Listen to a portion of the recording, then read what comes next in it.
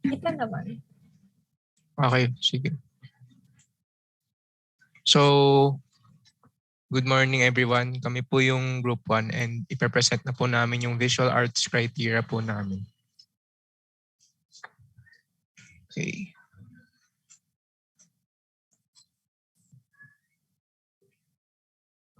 So, ito yung contents nung visual art criteria na PowerPoint na pinipare po ng group po namin. Yung artwork and yung website kung saan makikita yung buong artwork and yung semiotic, iconic, contextual, and evaluative plane. So yung artwork po na napili namin is yung Filipino Struggles Through History. Artwork po siya nagawa ni Carlos Botong V. Francisco po. And isa po siyang malaking mural na makikita kung saan yung iba't ibang pangyayari sa history ng Philippines po. And inassemble po namin yung iba't ibang portions po nung in-screenshot po namin yung iba't ibang portions po nung artwork para mas makita yung in detail kasi mural siya na sobrang laki.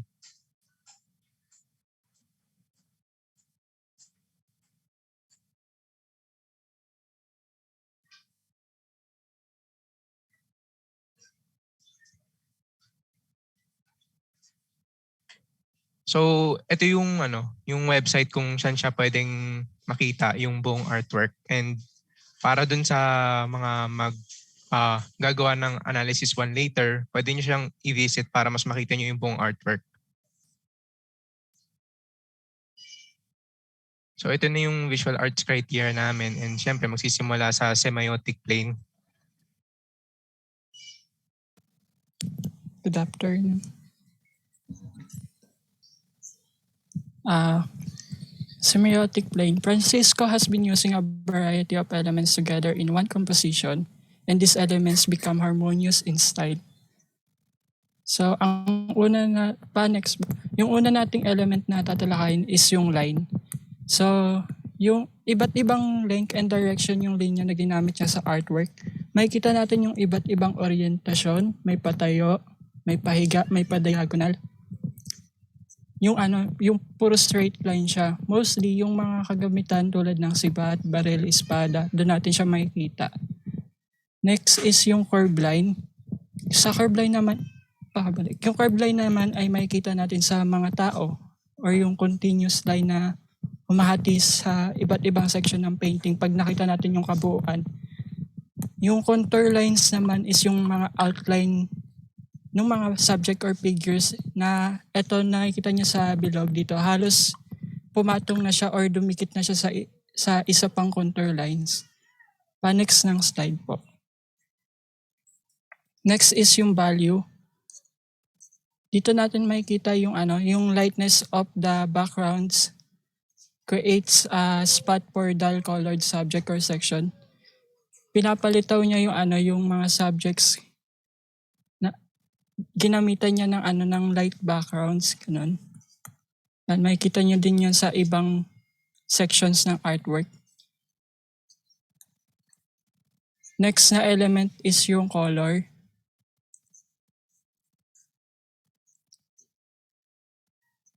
Sa color, so dull yung ginamit niyan. Not that saturated. Madilim, may mga part na solid yung kulay, then may thicker din.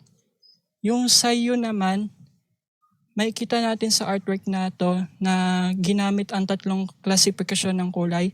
Yung pangunahing kulay na which is yung pula, dilaw, asul, hanggang sa pangatlong kulay which is yung halo na. Sa isang object or subject, there's a side na solid yung color, then magiging halo na sa ibang kulay. Bali, it gives depth, which is pag-uusapan natin sa next element na space. Yung intensity, under din siya ng color, may kita natin na may some part na matapang na one primary color, tapos mag-continue siya as mix or gradient dun sa other color hanggang sa pa-brighter. Yan, may kita niyo siya dito sa mga outline na ginawa ko. Next element po is space. So although we see that subjects are close together, like yung una dito sa picture, there's a lot of depth in artwork. So pwede pang tumayo, humakbang paharap or palikod. Like there's a lot of room to move around yung mga tao. We can see that for every section there's a positive space where the area focus on important subjects or entities. Kasama na yung background nila which is yung negative space. Next element po is shape. So dito sa sa shapes may dalawa, yung geometric shapes and organic shape.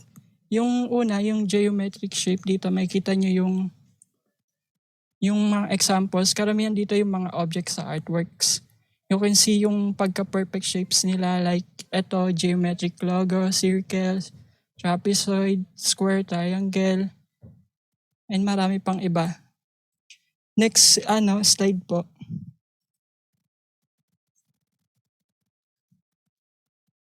Dito naman yung organic shapes. Halos lahat may irregular sa buong artwork. May mga irregular and imperfect shapes. Example dito yung mga things like ito yung parang ulap, parang apoy, itong design sa gilid ng santo. Like meron ding may mga soft and wavy edge na divider, makita nyo dito sa baba. Ayan. Yung nag-divide sa sa bawat section ng art. Next element po is form and structure. So, although isa siyang painting, at ibig sabihin nun is flat siya or sining visual na may haba at lapad, may part din siya na masasabi natin siyang 3D. 3D because it achieves the illusion of volume and space on flat surface, which is expressive and which is yung artist natin gumamit siya ng expressive and dynamic brushwork which he uses opaque, thick, and smooth brush strokes. Sa structure naman, yun nga gaya ng sabi ko kanina, totoo na yung mga scene, halos totoo yung kaganapan. Tapos yung layunin din ng artist is parang palabasin na parang totoo or may kita niya naman yung sa mga katawan ng mga subject dito is poppy siya dahil sa color complexity or color combination niya. Next po, ay meron pa ba? Wait, may dadagdag pa ako. Yung medium and material, so yung dimension niya is 270 cm by 794 cm. Generally, this is oil in canvas. Ito yung material na ginamit niya. So sa texture naman, kita natin yung smooth na, mapapansin natin na smooth siya. Pero since siya ay oil in canvas at di siya pwedeng hawakan sa, pag nakita niyo siya sa personal, yung totoo is rough or sharp siya. So this oil in canvas achieves the illusion of volume and space on flat surface, which yung gumamit nga siya ng expressive art, brushworks.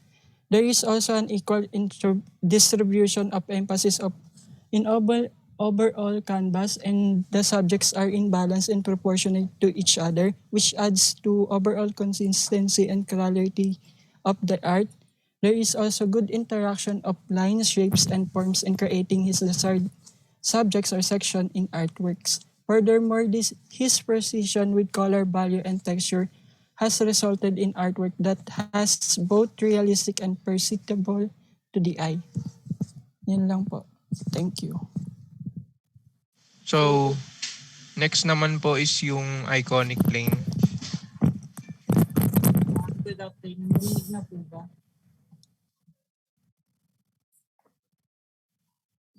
Yes, rinig ka.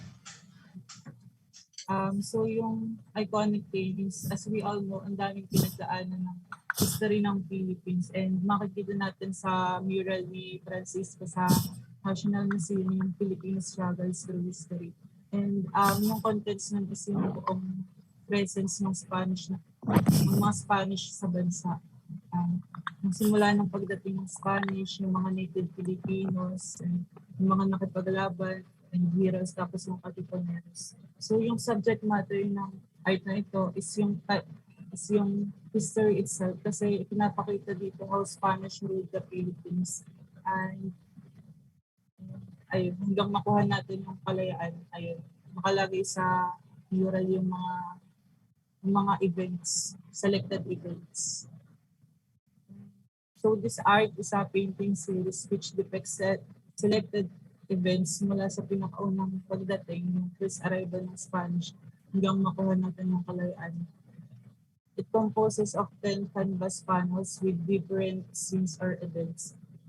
So ginamit ni Francisco yung paintings para ma-emphasize yung history ng struggles sa mga Pilipino. He used this as representation of prevailing struggles ng mga Pilipino sa panahon na yun. And yung motive naman, as we can clearly see, there is no such a pattern in this iconography ng artwork, but history lang talaga. Ayun, naka-drawing naman, naka-paint naman yung talaga, yung events. And yun lang sa iconic plane. So, next naman po is yung contextual plane. Hello po. So si Carlos Bautong Francisco ay isang muralist painter dito sa Pilipinas. So inatasan siya ni Antonio Villegas noong 1968 para gawin tong painting na to. And nung 1996 naman, pinangaralan tong painting na to bilang isang national cultural treasure. Ito yung mga painting, mga artworks, yung mga art, hindi lang siya painting, pwede rin yung mga gamit na may makabuluhan na merong malalim na meaning tungkol sa may ating culture, history, mga ganyan. So ginawa ito upang ipakita sa mga Pilipino kung ano ang historya ng ating bansa at para magkaroon sila ng idea kung paano ang hirap upang makamit natin ang kalayaan sa bansa. Pati na rin bilang pagbibigay pugay sa ating mga bayani, pati na rin sa ating bansa. So, malaki yung painting na to. Hindi lang isa ang meaning ito, kundi marami. Di ba katulad nga nung pinakita kanina, na sobrang laki yung painting. And merong sequence yung painting na yon. Nagsimula siya sa may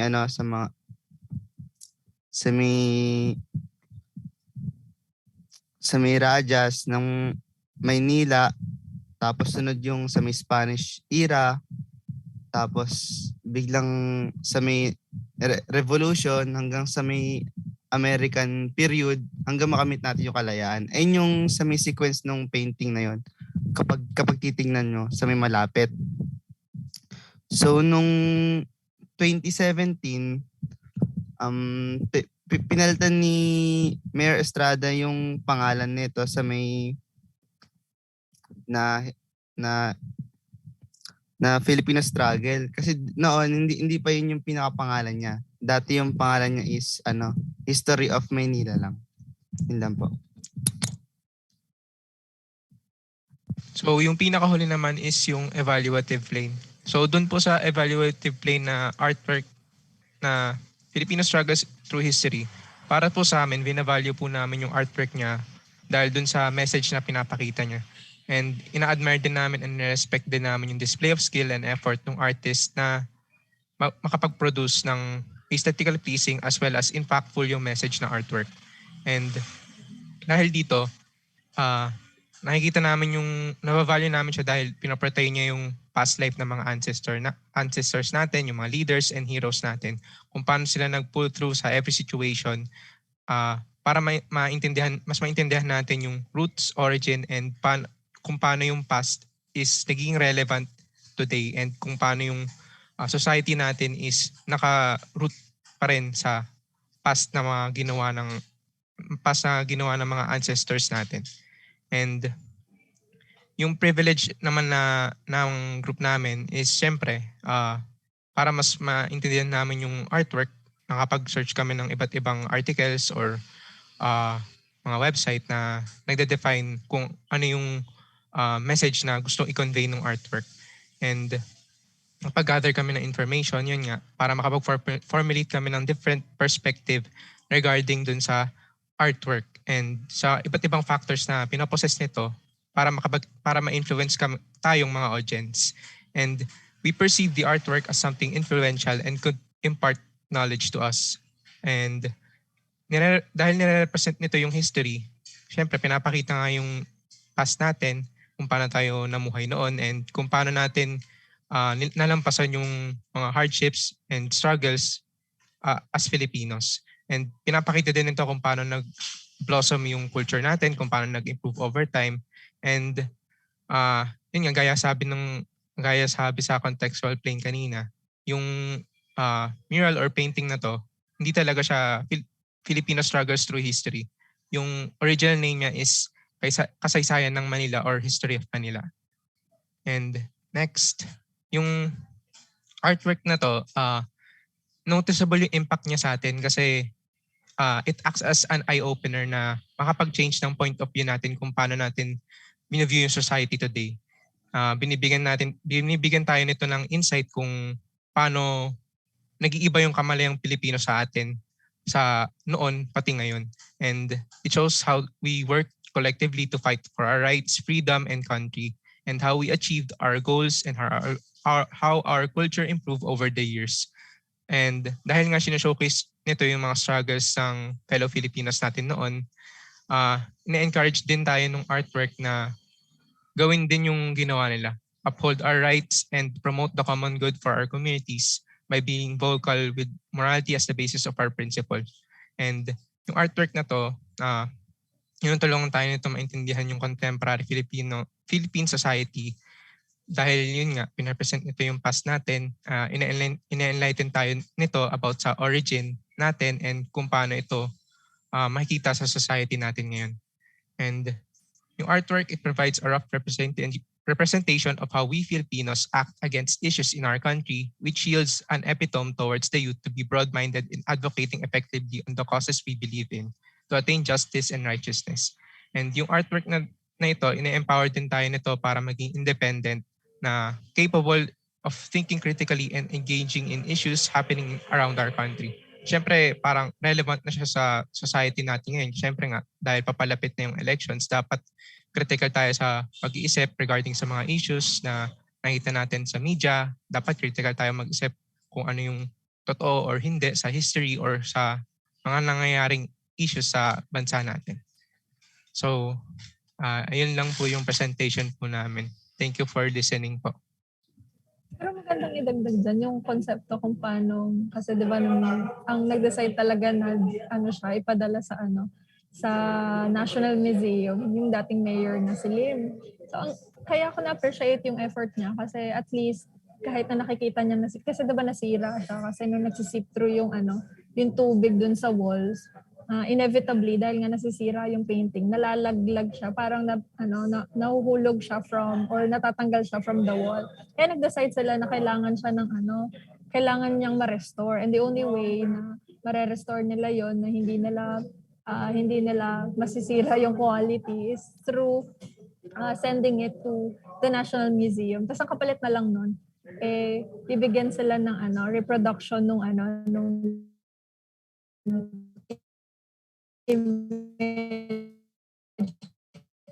kaya kung makikita nyo man siya sa parang hindi natin sinasayang yung heritage na naiwan. Kasi interestingly, lang siya parang commissioned work. So parang ang sinabi lang kay Francisco during the time, could you kindly create an artwork tungkol nga dun sa Manila. Tapos inevitably nagulat sila kasi the depiction was very great in a form of historical depiction. Kaya yun, naging sikat yung artwork and they were able to appreciate yung work na yun kasi historiographical metafiction yun . Parang siyang movie na halimbawa, kung hindi na nag-exist yung yung image ng isang lugar, institution, at the end of the day you'll realize na pwede mong balikan yung movie kasi nandun yung yung story behind it. Tapos hindi mo kaya siyang ma-refute kasi existing siya. Tapos na-depict siya through an image, lalo kapag sa film. Pero ito kasi depiction syempre nung artist dun sa nakikita niya dun sa history ng Pilipinas, but nevertheless, or nung Manila, but nevertheless din nga, tama kayo dun sa comment nyo na it's interesting to look at our history in a perspective of how the artist would see yung history na meron tayo.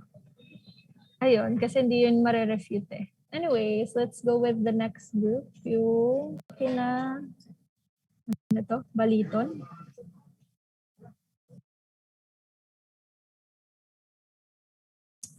Hello po, ma'am. Hello. Rinig ka naman. Naririnig. Wait lang po, ma'am. I-share screen. Okay lang. Bye-bye po. Ingat po.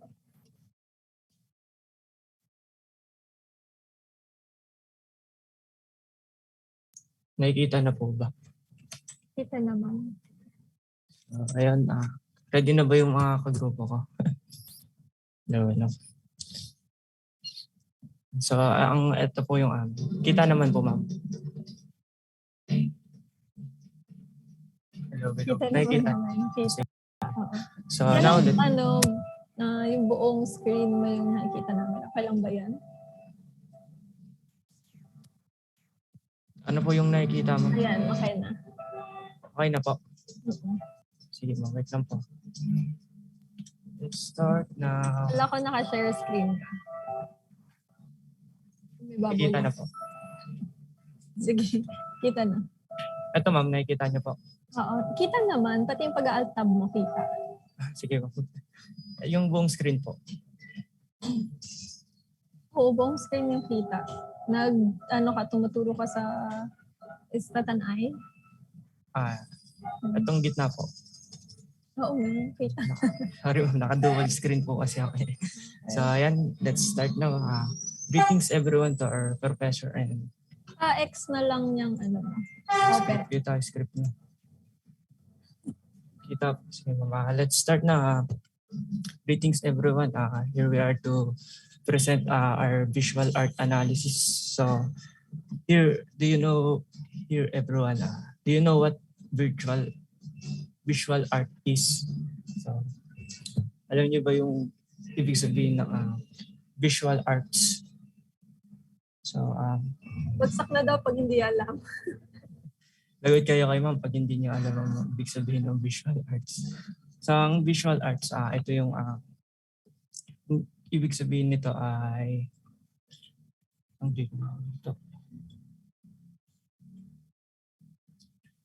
ito yung visual arts na it's appealing to eye and it give us emotional response. So, yung visual arts ay hindi lang ito yung maganda sa mata. Kumbaga ito nagre-reflect din sa atin to kung ano yung nare-relate natin yung sarili natin kung ano yung inaano ng image pinoportray at the same time maganda siya sa mata and it's appealing to eye. So ayun, before we start, let's discuss muna yung mga important things before we proceed to our actual presentation, which is it help us to better understand what will be discussed in a few minutes. So visual arts, ayun nga. So ito ang art movement natin. So ang mahalaga rin malaman natin dito is ano ba yung art movement? What's the art movement of our chosen artwork? So ang art movement, knowing the art movement is a key factor na kailangan malamang para makita natin, para mas maintindihan natin kung ano ba yung ibig sabihin ng image, kung ano ba yung techniques, skills, kung ano yung subject, kung ano ba yung focus ng artwork na napili natin. So dito ang napili namin ang style na napili namin na movement ng artwork namin is expressionism. So expressionism is ito yung kabaliktaran ng impressionism na which is yung expressionism, yung yung author dito is yung subject niya is based solely in a subjective viewpoint. Ibig sabihin ng subjective, alam naman natin na it is based on emotion, feelings na unlike sa impressionism na direct or pinoportray nito yung reality. So ang important thing dito sa expressionism is the artist or the author is not trying to be perfect, no, as long as he or she expresses his thoughts, minds, kung ano man yung nararamdaman niya, ay kahit na ang expressionism kasi ang madalas na technique nito is distorted and dramatic yung mga brush stroke. So parang hindi parang disturbing yung image niya, kaya ayun yung katangian ng expressionism. So let's go na to the artist. So the artist of Artosian artwork. Artosian artwork is from Hillman to Sargent by Benedicto Cabrera, and here we are to discuss or analyze our chosen artwork. So ang artist nito ay si Benedicto Cabrera, also known as Bencab. Si Bencab is a prominent Filipino artist who is well-versed in the expressionist art genre. So regarded din siyang as the generation most important Filipino artist. So si Bencab, isa siya sa mga tumulong na mag-introduce or mag-found ng expressionism dito sa ating bansa, sa Pilipinas. But ang originally or ang greatly talaga nag-introduce ng expressionism sa atin is si Onib Olmedo. Ayun. So he was a pioneer in addressing social and political issues. So dito mamaya feeling ko marerelate natin kung ano talaga ang subject ng itong artwork na to, kasi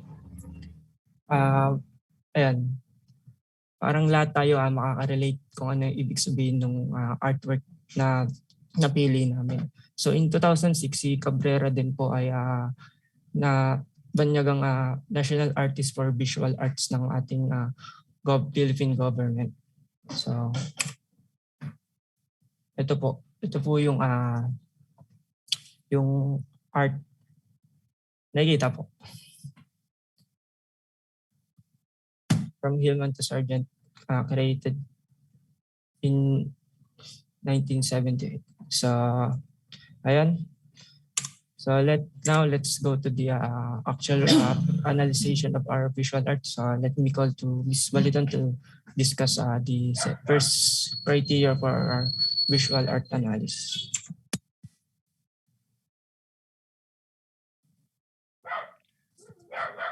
Wait lang po. Okay, so semiotic plane. Next slide po. Low. Rinig ba? Ayan. Next slide. Next slide. Okay, so how are the elements of art used in the artwork?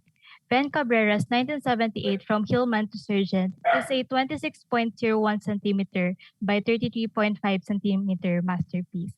It was rendered using an etching process. So pag sinabi po natin na etching process, ito po ay yung method ng paggawa ng prints using metal plate na ginuguhitan gamit ang matalim na bagay. Pagkatapos ay papahiran ng tinatawag natin na etching ground, which is an acid resistant po. Then tsaka pa lang po ilulubog sa nitric acid para kainin ng acid yung mga parte na hindi protektado ng etching process na magre-resulta ng recessed lines. Pagkatapos ay doon pa lang pwedeng malipat sa papel ang disenyo na buo. Ben Cabrera experimented with a wide range of stroke intensity, which is visible throughout the masterpiece. He also incorporated a mixture of hatching, cross-hatching, and stippling techniques in rendering the background colors and to create shadows and depth to the subjects. Okay, next slide po. Ay, wait lang. So, kung i-observe po natin ang maigi yung artwork ni Bencab, mapapansin po natin na nagbabago yung amount ng diin ng kanyang pagkakaguhit na nagbibigay daan upang magkaroon ng mas malalim na pakahulugan para sa mga titingin ng kanyang likhang sining. Pabalik ako dun sa my visual elements. Ayan. So, how the visual elements of the artwork was used by the artist and the range of meaning that it potentially creates for the viewer. The visual elements of the artwork have made various interpretations from its viewers and i-debate for discussion. So tulad nga po nung nabanggit ko kanina, kung uusisain nating mabuti yung likhang sining ni Bencab, meron po tayong samot-saring pakahulugan na maaari natin makuha from the artwork. Cabrera's finely portrayed three-color plate etching from Hillman to Sargent using wherein he used green, black, and red color, which will be seen and further explained on the following slides po. Yung next reporter po.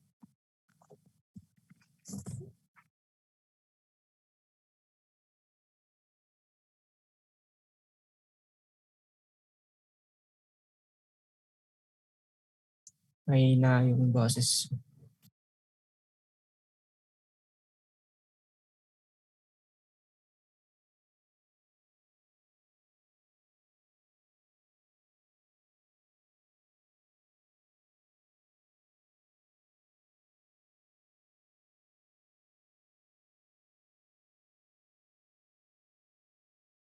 Ayan, okay na. Okay.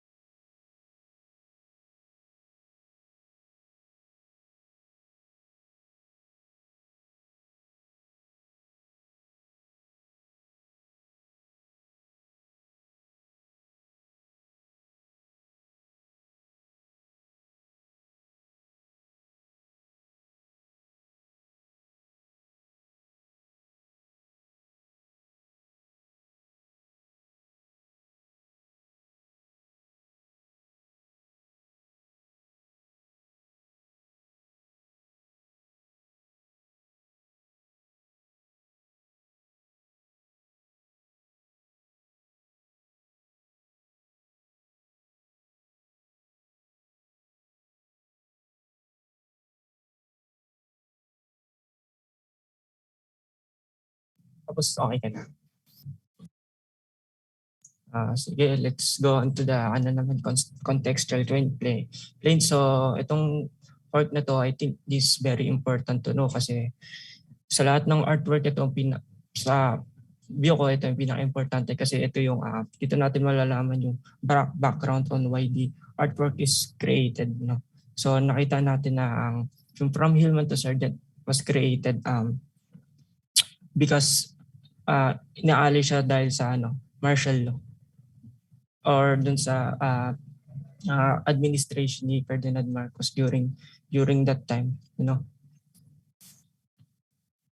So the artwork From Hillman to Sargent was created in 1978 during that time of martial law in the Philippines. So President Ferdinand Marcos imposed martial law over the Philippines in 1972 kung saan dito yung country, yung Pilipinas natin, yung mga military commander has limitless policy and enforcement capabilities in order to regulate peace. So that's why during that period Filipinos are more vulnerable na ma-abuse kasi nga na-abuse ng mga tataas ng mga authorities sa kanila yung kapangyarihan na meron sila para i-regulate daw yung peace. So, ayun.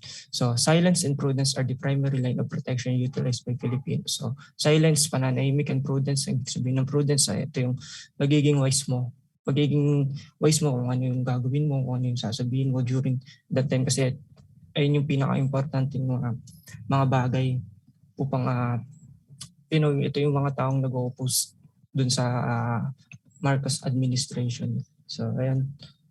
Next, it was created, ito yung, so dito rin sa contextual plane din pala, ma-answer natin yung why, who, when, where, how it's created regards to the artwork. So So nandito na yun, ma-answer natin yung lahat dito sa contextual training. It was created to demonstrate oneness, which resulted in the formation of broad, nonviolent, anti-communist social organization. It's a depiction of how martial law impacts individuals and how it functions. So si Ben Cabrera during that time, yung mga 1970s, dahil tumihigpit na yung martial law, alam ko nag-move siya sa London, and sa London niya ginawa yung artwork na to, which yung itong From Hillman to Sergeant, nag-influence din sa ibang Filipino artists na mabuksan yung kamalayan nila, and then parang may mga ibang artists din na naggumawa ng mga artwork na in regards to the martial law. So ayan, ito nga, not only does Ben Cobb express and interpret his thoughts on the Marcos regime, but many other artists also respond to the political repression at the period. So indeed, so actually merong tinatawag na Triumph of Philippine Art Exhibition na. So itong exhibition na to, nakafocus to sa mga artwork or pieces created throughout and after the era from 1972 to 1986 when Ferdinand Marcos proclaimed martial law in the Philippines. So itong mga artwork na nandito, yung collection ng mga to, dinidepict nito yung countries political history and chaos, where ayun nga si Ben Cobb, yung From Hillman the Sergeant ay na featured din dito sa collection to. So next, Ben Cobb and other Filipino artists. So ito nga, importante to. They use their skills, they use their kakayahan nila to condemn the Marcos administration and the oppressive martial law proclamation. So ayun nga, yung artworks na nila, parang ito yung ginawa ni, di ba? Alam natin na parang ito yung peace movement na ginawa nila, parang i-oppose yung administration during that time, na parang ginawa lang din na Rizal na peaceful, no? Alam niyo naman yan. So parang ganun nga yung nangyari. Nag-fight sila sa pamamagitan ng skills nila para buksan, ipakita sa mga maraming tao kung ano yung katotohanan talaga. So mamaya malalaman natin yung in relation nito sa next part. So his enthusiastic participation with social criticism and the subject of repression and freedom began with the imposition of martial law. So ayan, yung karamihan ng mga gawa niya ni Ben Cobb is more on political subject, political, social realism, something like that. So this artwork depicts how ordinary Filipinos were complicit in Marcos' plans and rulings, which violate the rights of all Filipinos who deserve to live a peaceful life, by opposing the dictatorship and fighting for the rights of citizens of the Philippines. So indeed, yung martial law nga, nag-influence talaga sa way of life ng mga Pilipinos, lalong-lalo na sa artistic practices ng mga Filipino artists. So ayan. So now for the evaluative plane. Hello, rinig po ba? Rinig. Rinig. Sige. So sa evaluative plane naman po tayo. And how does your group value the artwork and its meaning? So at first, pinakita muna ng aming grupo yung appreciation namin dun sa artwork, pati sa significance nun, by first interpreting the meaning of the artwork. So sa una, ang ginawa namin is we originally approached this artwork with an open mind, appreciating it merely on the basis of the elements of art employed as well as the physical features of the artwork. So dito po pumasok yung mga naunang sinabi nila kanina, like yung sa colors used, pati na yung sa brush strokes. So although we view this artwork with an open mind, we all came up with similar interpretations, and that is the person portrayed in the artwork transformed into someone else who is now completely different than what he was before. Kagaya in relation din po sa mga nasabi kanina. Yung pangalawang ginawa naman po namin is, since may naunang interpretation na po kami, we now investigated the artwork kasama yung information na na-research namin. We examined the artwork with the knowledge of its context. So in reference din dun sa mga nasabi nila kanina, the artwork represents a peasant's progressive transition into a soldier. who then becomes a gear in Marcos' will of despotism. By relating our initial interpretations, we then arrived at the conclusion that this artwork was truly made to show or express different backgrounds and conditions of Filipinos, as well as how people change and how the government operates during the Marcos dictatorship. Dahil sa research na ginawa namin, we fully understand the importance of this artwork. Na yung artwork na to, pinakita niya yung gallant effort ni Ben Cabrera to overcome feelings of muteness and numbness throughout this period. Knowing the real happenings and circumstances at Marcos regime can greatly aid an individual in better understanding this artwork. Na yung, ayun nga, artwork na to is a piece of evidence sa kung ano yung nangyari talaga dati and proves how the common citizens transformed not only physically but also in their nature because kasi ayun, they were used by Marcos to be part of his plans during those times. So next po. Ayan. What kind of perspective did you use or privilege in reading the artwork? The foundation on why we see the importance of this artwork is our knowledge and awareness of history. Yung perspective na ginamit namin is yung perspective of a student, tayo, yan, who didn't experience the happenings before but knows what really transpired before because of the teachings in school with the aid of fact-checking and researching. So dahil may knowledge na kami about dun sa nangyari dati sa panahon na yon, Marcos dictatorship, analyzing from Hillman to Sergeant by Ben Cabrera is a great tool to affirm, validate, and consolidate our knowledge. Interpreting this artwork can be an eye-opener to some and help them to know the truth of the past. So ayun po. Yung next reporter na po.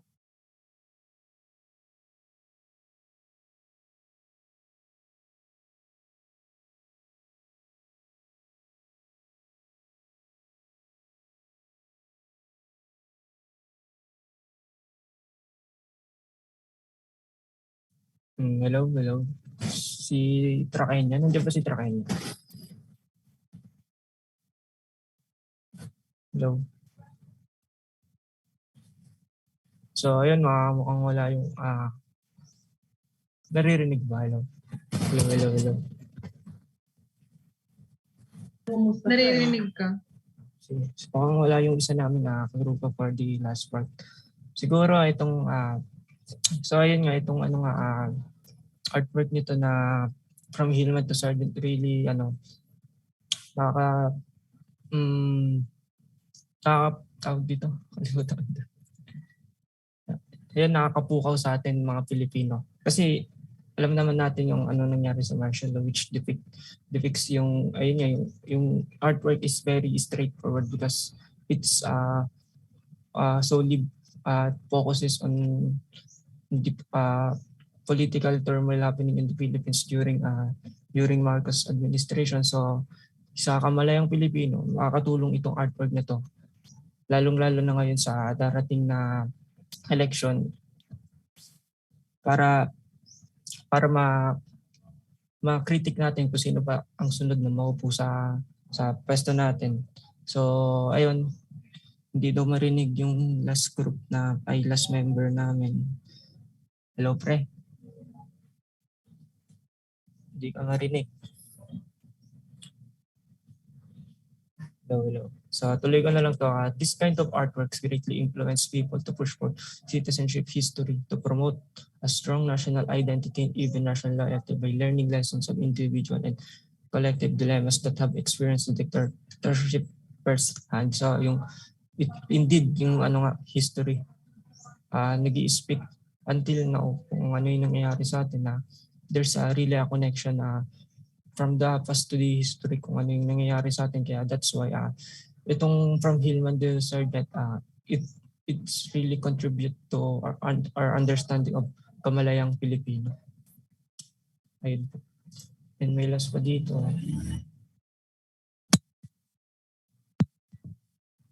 Hello. Steven James Trakenya. Hello, rinig na? Ayan, rinig na. Ayun. Sayang naman yung unang slide. Sige, pwede pa naman. Sige, Baka. balik mo na lang. Ayun. Sorry po, ma'am. In your opinion, how can the artwork contribute or not contribute to our understanding of Kamalayan Filipino? Same lang dun sa sinabi ni Allen. It helped us to understand the present day issues on why many are against Marcos by doing more deeper research to answer the question as to why things are the way they are. Yung artwork ni Sir Ben Cabrera, it serves like an eye-opener to everyone na kung bakit maraming facts or opinion, kung bakit maraming against sa Marcos dictatorship or kay Marcos in general. It is like a visual representation of what really did happen before. And it is really since si Ben Cabrera, he experienced Marcos dictatorship firsthand before. It is like truly a fact, and he's like retelling the story kung paano talaga ang nangyari during Marcos regime. So these kinds of artworks greatly influence people to push for citizenship history, to promote a strong national identity and even national loyalty by learning lessons of individual and collective dilemmas that have experienced dictatorship firsthand.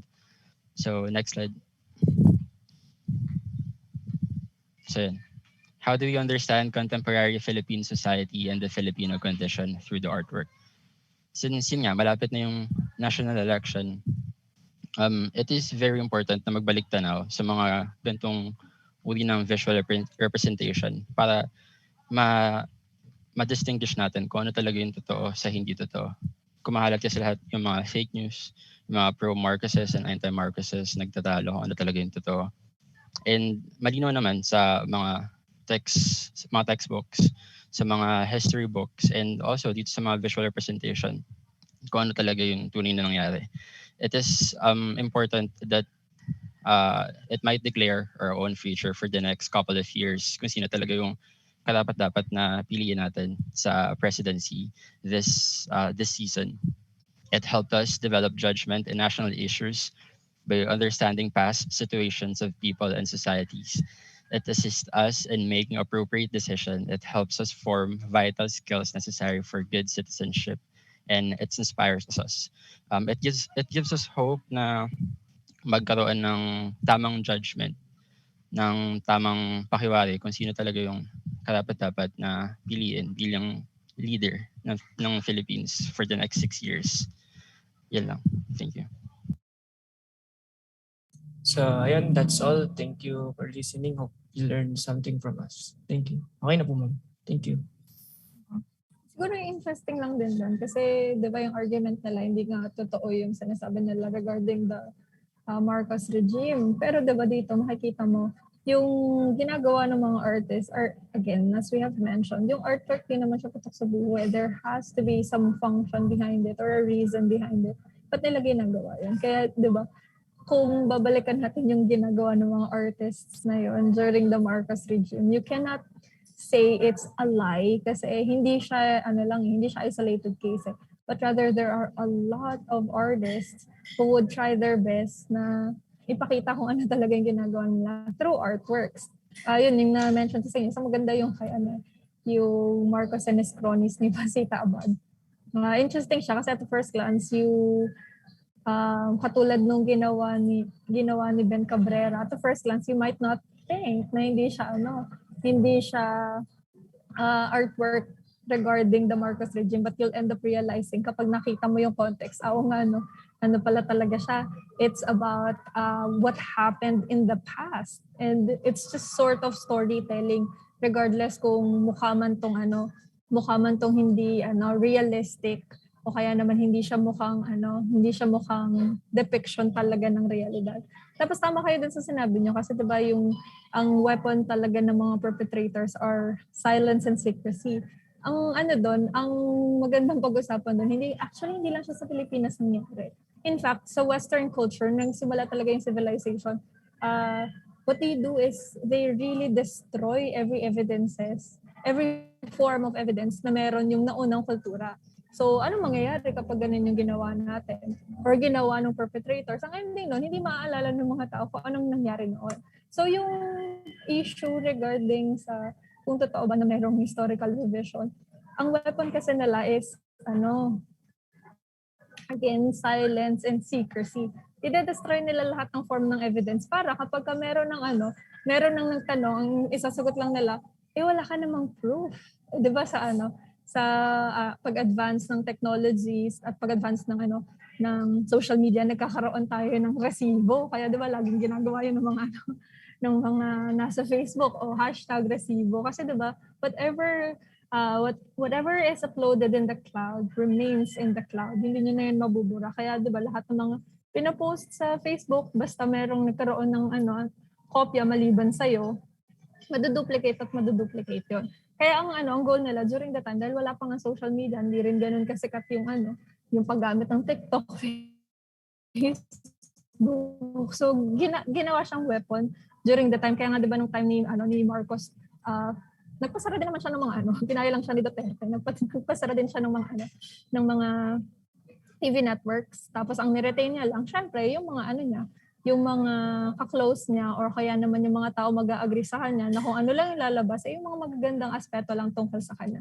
So yun yung nagiging dahilan kung bakit people doesn't know anything about the reality. Again, it's a form of silence and secrecy. So hindi lang sinasabi, pero it's still a form of lying kasi yun nga, diba, even white lie is a form of lie. So yun yung maganda dito kasi diba kung makikita natin, hindi yun nonsense na gumagawa sila ng ganitong artwork. There has to be a reason behind it.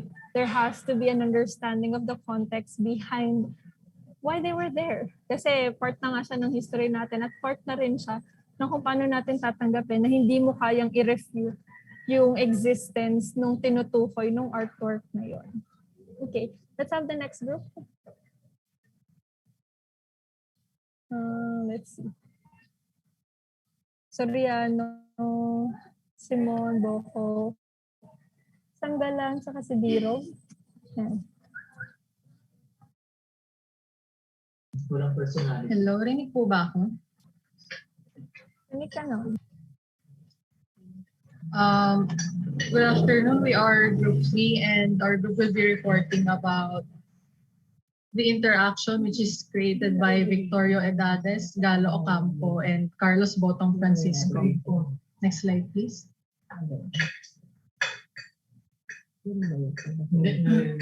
So, ayan yun yung artist namin. So, before we can evaluate the art itself, we should know at least the basic or general information about it.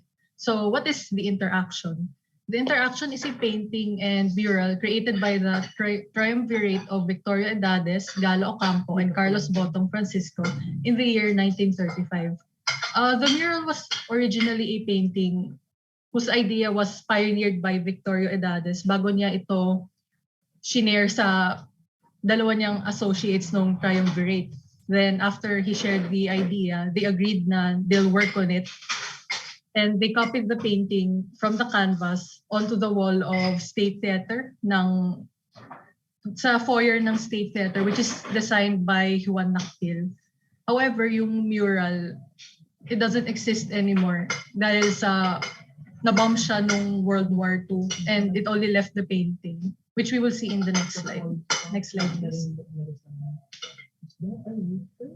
Yung semiotic plane, I think my groupmate was tasked to report this, pero mukhang wala po ata siya dito. Tama ba? Christine Soriano, nandiyan ka ba?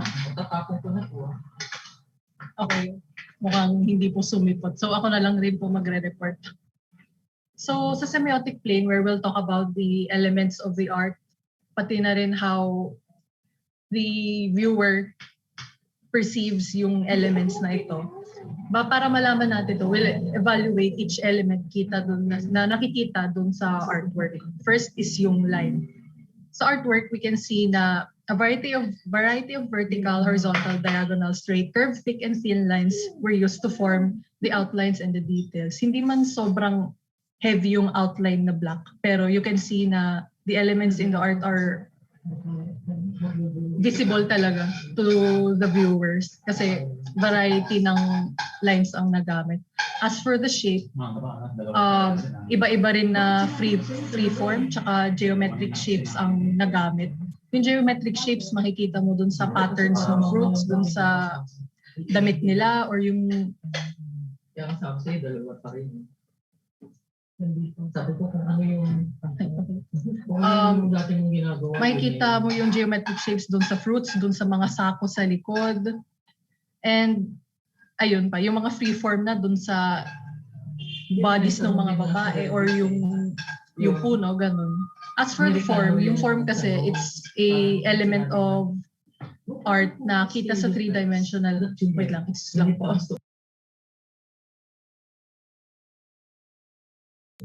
Sorry sa background noise. Yung form, it's a element of a three-dimensional work. Kaya walang form na makikita dun sa work of art kasi it's a painting and a mural which is painted on a flat canvas. Next slide, please. Sa space naman, makikita natin na the triumvirate utilize talaga yung space doon na it may appear crowded na. Pero sinadya nila to kasi ang gusto nilang gawin is yung subject magbe-blend doon sa scene para it looks like parang a scene lang unfolding naturally na ayan, there are women working, tapos yung background nila. Tapos as for the color, we can see na heavy and dominant ang yellow and green hues. And I think it is befitting kasi ang pinoportray dito is parang history or kung ano yung nangyayari nung panahon ng Spanish and American civilization, and it gives off a historical vibe. As for the texture naman, given na smooth kasi ayun, flat canvas and wall yung pinagpaintan niya. Next slide, please. Sa value naman, value which is the lightness or darkness of color, we can see na it uses proper values naman para magkaroon ng figure yung mga elements. Like, kita mo na yan yung karabaw, ayan yung puno. But it doesn't utilize yung shadowing na in respect to a single source of light, like yung sun, gano'n. Pero I think this is good kasi yung goal ng artist is to make the artwork flat but not too flat, kaya may utilization pa rin ng shadowing. Tapos all in all, how it appears how these elements appear sa mga viewers. The painting includes heavenly creatures, women and men doing labor as its subjects title with the other extra elements. Ayun, next slide please.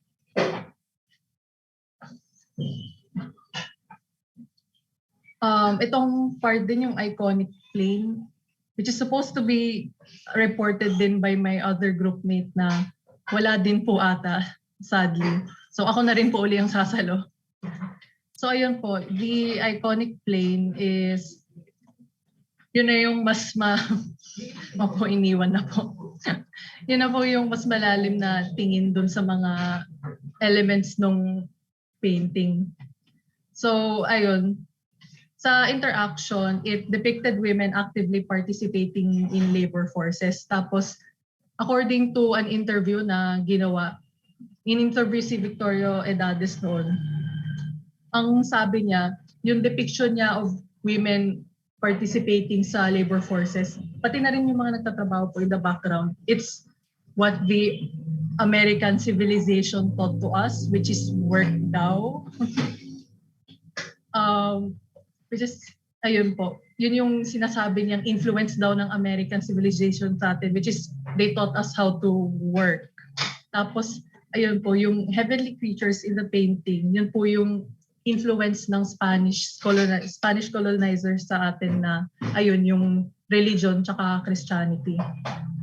Tapos parang may symbolism din po yung babae sa gitna na nagre-reach upward dun sa may fruit, as if she's praying and thanking God dun sa abundance ng harvest nila. And the artist also used plant motifs sa paligid. Tawag nito? maganda rin siyang motive sa or pagpapakita on how yung relationship nating mga Pilipino sa nature where we gain resources and use it for galleon trading nung panahon na yun. Tapos yung overall elements ng artwork, it shows how Filipinos were kung paano sila nabubuhay under the Spanish and American influence. Yun lang po. Next slide please.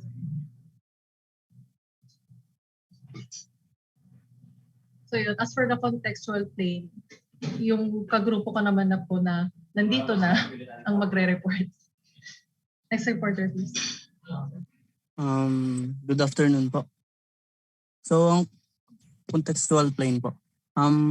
Victoria Edades depicted the mural as the rising Philippines. Kasi po nung dahil lang po niya inilarawan po niya na the rising of the Philippines po kasi nung panahon na nandito pa po sa Pilipinas yung Amerika tapos yung pagkakalaya po natin sa Amerika. Kaya po nilarawan po niya yung kanilang painting as the rising of the Philippines. Tapos po yung tatlong painter po nung ay sila Victorio Candido Edades, Galo Ocampo, saka po si Francisco. Si Victorio Candido Edades po was a Filipino painter at tinagurian po siyang father modern of Philippine painting. Saka siya po rin yung nag-lead ng the Revolutionary 13 Moderns para po i-promote yung modern art sa ating country. And yun po, na-declared po siya as national artist in 1976. The next painter po ay si Galo Ocampo, na buhay po noong October 16, 1913, namatay po noong September 15, 1985. Was a Filipino painter who rejected academic tradition in favor of Western modernism. Tapos po yung mga painting po niya is nagde-demonstrate po sa influence of Cubicism, Surrealism, and Expressionism. Next slide po. Tapos yung huli pong painter po ay si Carlos Villulus Francisco. Kilala po siyang Botong B. Agono. Siya po was responsible for revolutionizing the fine arts landscape of the Philippines.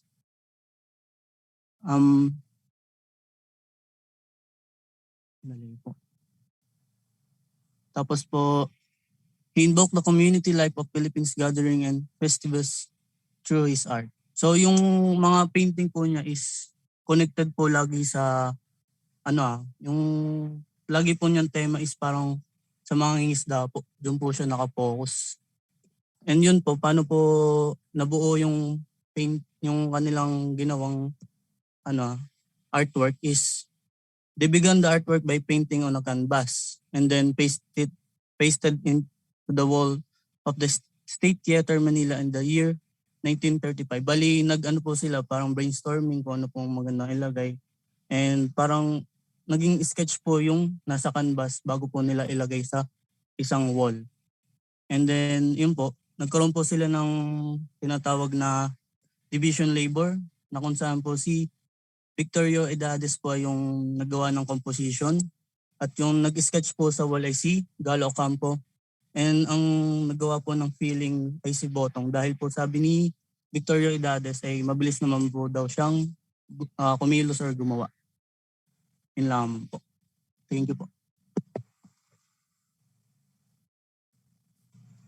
Hello, rinig niyo po ba?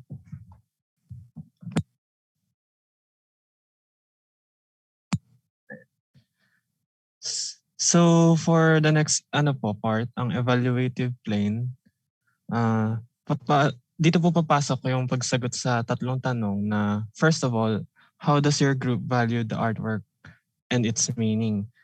As we all know, art has the power to enlighten everyone regarding history, experiences, at culture at tradition ng mga tao. So we see the importance of the artwork to the Philippine history sa portrayal nito ng interpretation ng mga artists na yon sa Spanish and American influences that can be used as references and lessons for the future generation to individually reflect at matuto regarding sa history ng bansa natin.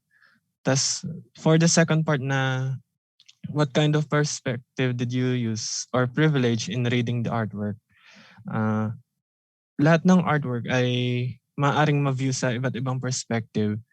Pero na nagbabago nito ang message at kung paano matanggap ng mga tao ang idea na gustong ilahad ng artist. Para sa artwork na ito, pinili namin na i-view ang artwork na to as a form of communication and an art of recording history. Dahil we can deduce na art of recording history since pwede siyang mag-serve as a time capsule na nagpo-portray ng time period ng artist na yon, na nag-explain ng kanilang ideologies at beliefs para maintindihan ng mga viewer kung bakit nga ba ginawa ng artist yung artwork na yun mismo. At maintindihan yung world view ng mga tao nung panahon na yun. Tas next up is yung the artwork lacks the capacity to tell the entire story because it does not portray the abuses during the Spanish and American regime. So ito nga yung isang part din ng a way to communicate is yung bias na hindi maiiwasan sa portrayal. Dahil makikita natin yung artwork sa eyes ng artist kung paano niya view yung concept ng subject niya. Sa part na to na regarding sa Spanish and American regime, na sinabi na ang artwork na interaction ay tungkol sa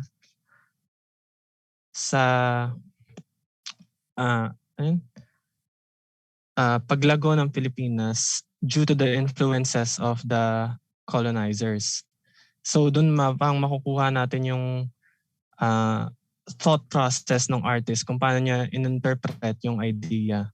Then for the last part na on the opinion of how the artwork contributes to understanding Kamalayang Pilipino, it helps to understand Kamalayang Filipino with how it mirrors our current way of living as Filipinos, aids us by visually representing our history, and shows that the viewers the various influences that help shape our current Filipino identity.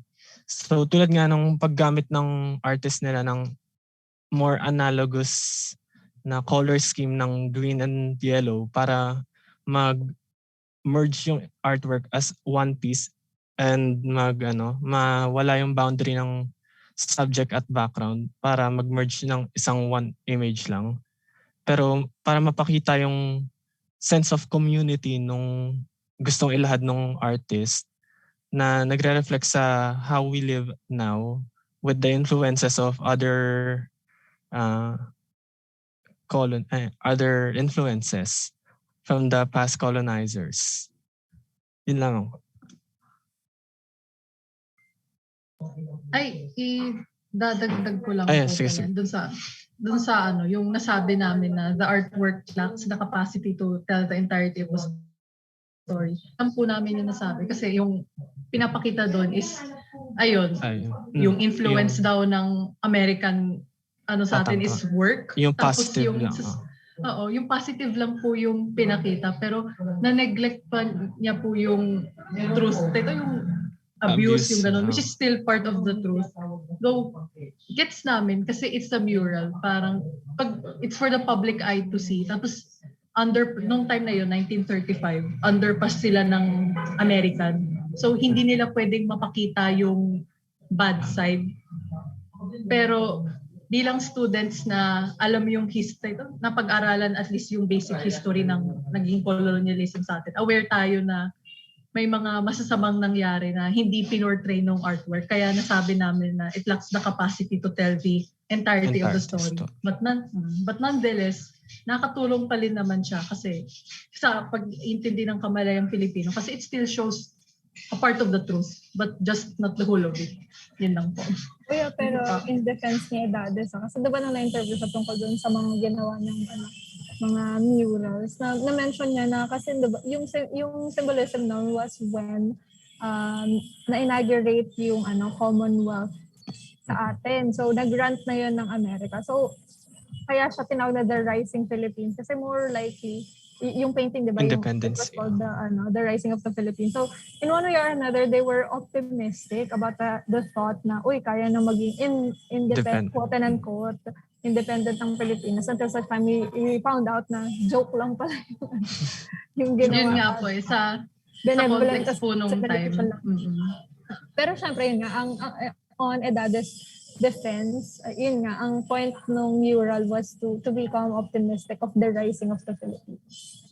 Yun lang. Sayang lang din kasi diba nung nabomba siya, hindi siya na-reproduce. So, napag-uusapan na lang siya kapag meron talaga nag-research about this or napag-usapan sa klase.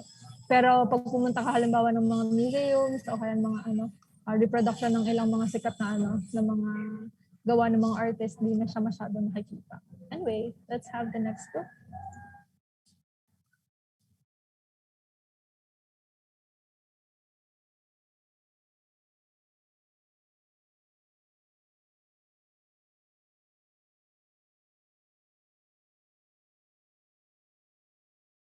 Bagong-bago to. Charot. Hello po. Naririnig po ba? Tsaka kita? Yes. Rinig. Tsaka kita.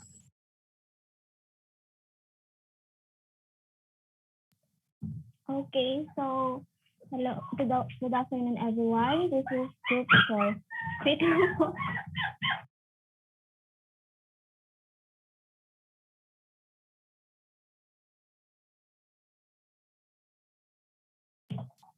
Okay. So we will tackle about Spolarium, its brief history, iconic thing, semiotic thing, contextual thing, and evaluative thing. So first, what is Spolarium? Wait lang, nakikita, PowerPoint lang po ba yung nakikita?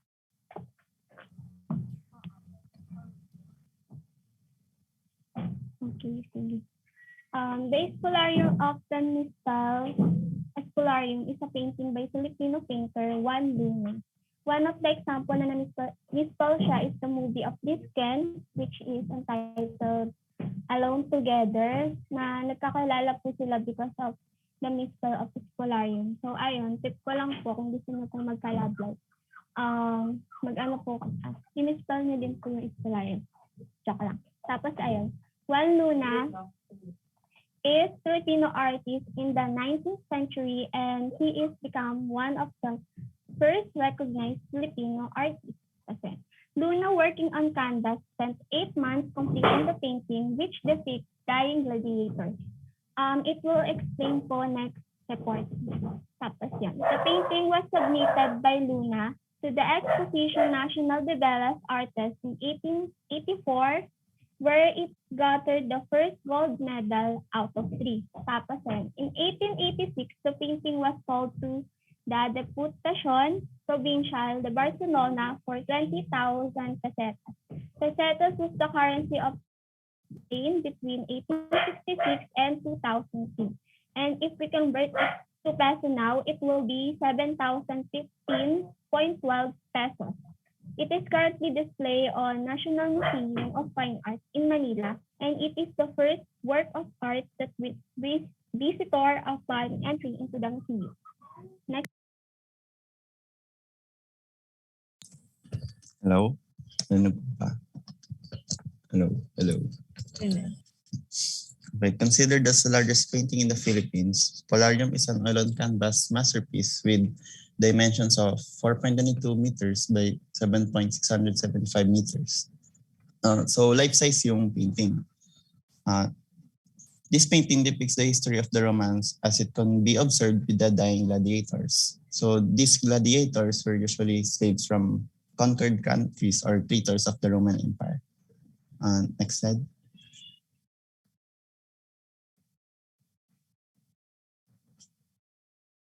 So the color choices for this painting are fitting. Dark and light colors were used to show the moods of the painting. So, pwede pakita nung painting. Okay. So sa left side, light yung colors. Kumbaga, may kita natin yung horrors ng mga namamatay na gladiator. So through the light colors, na-emphasize yung main topic ng spolarium. So sa right side, may makita tayong babae na nakaupo sa head. And if you observe closely, merong di matanda sa likod ng babae na may hawak na torch. So doon sa side na yun, dark yung colors kasi nire-represent niya yung feelings na naramdaman ng mga namamatayan. So sa likod na part ng painting, which is black talaga, so yung area na yun, nire-represent niya yung death ng gladiators. Tapos doon sila hinihila. So sa most part ng painting, brown and red yung dominant na color. So dinidepict nito yung darkness ng theme ng painting. Tapos yung color red na ginamit ay intense. So parang binibigyan tayo ng overwhelming feeling na parang nandun tayo sa scenery mismo. Tapos dahil bright din yung red, mas madaling na-attract yung viewers. So mas napapansin natin agad yung main topic. Meron ding green na may kita natin sa dress ng babae. Contrasting siya sa color red. So, may kita natin yung division of subjects ng painting. So, by division of subjects, I mean moods na may kita sa painting. So, the lines you see na painting were soft, not solid. So, meron ding straight lines na may kita sa mga sahig, ganon.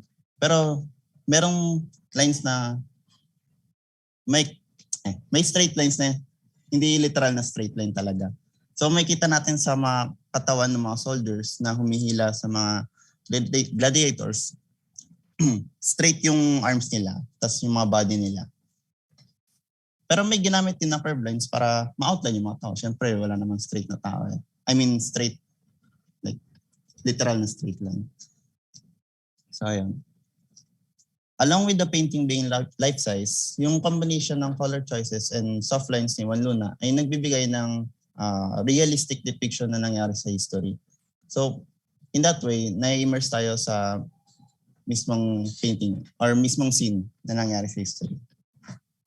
Thank you.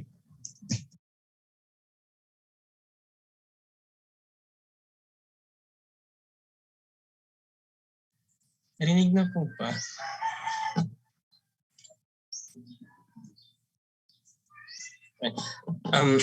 In iconic plane, the central point of the painting symbolizes the act of conflict between the Roman forces due to the evidence of diagonal lines that bring into the scene a type of activity. Bali po sa painting po, makikita natin na kung saan sa kaliwang bahagi, may mga lalaking manonood na naghihiwan o nagidiwang sa kabila ng sinapit ng mga Roman soldiers sa ilalim ng Roman Empire noon. At dito, pinapakita kung paano yung sitwasyon nila na yung mga Roman soldier handa silang mamatay sa kasiyahan ng ibang tao. At makikita rin na sa kanang bahagi may isang babaeng nakaluhod habang umiyak. Siya po, nire-represent niya po yung pamilya ng mga namatay na soldiers na walang magawa kundi umiyak na lang sa sinapit ng kanilang mga mahal sa buhay.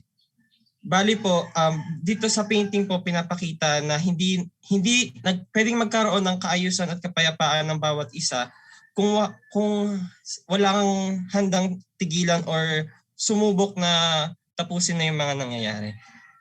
Pabalik nga Bel sa PPT. Spolarium is a Latin word that refers to the Roman Colosseum basement where the fallen and dying gladiators are dumped-stripped of their worthy things. Dito po sa painting, yung spolarium daw siya yung tapunan ng mga labi ng mga tao or mga gladiator na namatay. Dito sila tinatambak tapos dito rin bali naghihintay yung mga taong mahal nga nila sa buhay upang magluksa at kunin yung mga gamit na tira sa kanila. Next slide. Oh.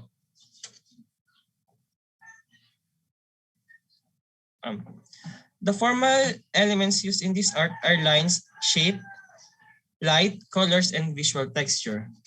Bali po sa painting, makikita natin na ang linya ang lumilikha ng iba't ibang hugis o imahe na makikita sa painting. Susundan ng hugis na kung saan gumamit si Juan Luna ng mga geometricong hugis tulad na lang ng mga makikita sa sahig at pader. At meron din mga natural na hugis gaya ng mga tao. At sa painting, makikita rin ang liwanag na ginamit sa pagpinta kung saan mapapansin kung paano ito nakadagdag sa ganda o para mas ma-attract pa yung mga taong tumitingin dito. Bale, pinapakita dito na yung mismong lighting ng painting, ang focus niya po is yung mga fallen gladiators po. Sunod po yung kulay kung saan gumamit siya ng madilim na kulay para ma-carry out ang mood at yung emotions po ng larawan. Yung pinakahuli nga po is yung visual texture na kung saan nagbigay ng illusion upang mas maging makatotohanan ang mga karakter na sa larawan. And the unity and variety of the paintings are the design principle applied in this artwork. It appears to be one. Yun nga po, makikita po natin sa painting na naging isa po siya, like marami siyang part pero makikita po natin yung balance ng kulay, ng texture, ng space, ng object sa larawan. Tapos, katulad na lang po nung pagkakaayos po ng drawing, yung laki at sukat ng bawat isa po is balance po. At wala po yung nangingibabaw na kulay. Although, makikita natin sa painting na dark siya, pero hindi po siya yung totally dark as in po na nangingibabaw po siya. Kasi makikita pa rin po dun, katulad po sa sinabi ko, yung lightings nga niya po, yung light po is nakikita pa rin po yung pinaka-focus ng painting. At lastly po, gumamit si Juan Luna ng dalawang estilo kung saan pinagsama niya ang realistiko at representational na paraan upang makalikha po ng two-dimensional na obra. Yun lang po. Next slide.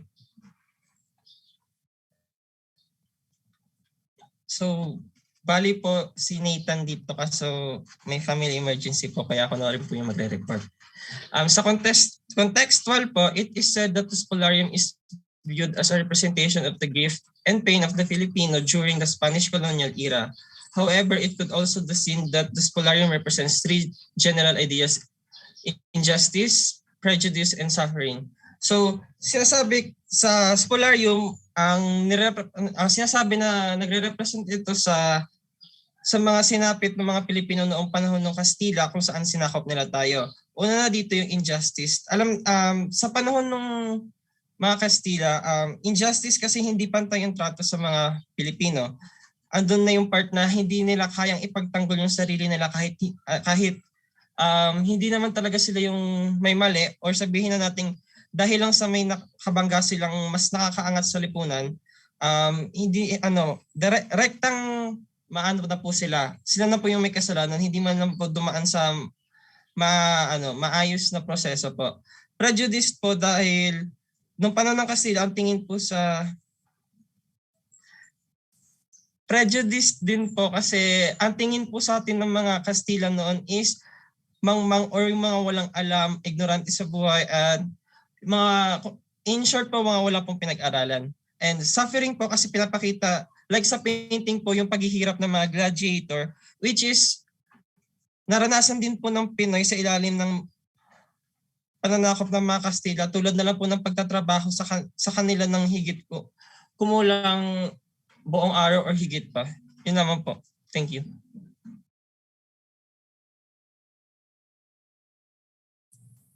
Hello guys, so rinig po ba ako?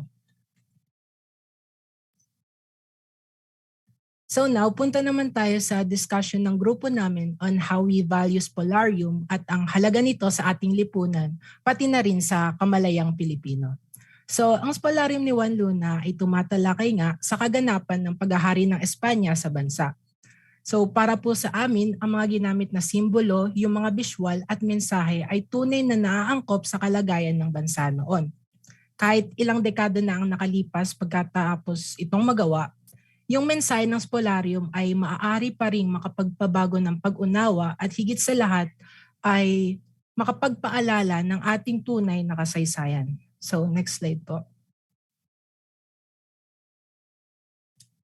Sa pag-iintindi ng likha, gumamit kami ng perspektibo ng kabataang Pilipino.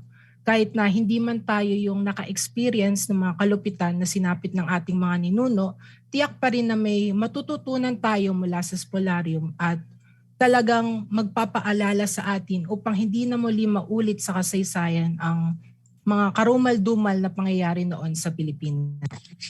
Ang mensahe at layunin ng likha ay gisingin ang mga Pilipino mula sa kamangmangan at makasariling adhikain. Hello, rinig po ba ako? Okay pa. So, ang mensahe ng at layunin ng likha ay para gisingin yung mga Pilipino na nakakaranas ng kamangmangan at makasariling adhikain. So, alam naman natin na lagi tayong naaabuso. Andyan ang korupsyon sa pamahalaan, kolonisasyon, digmaan, at marami pang iba.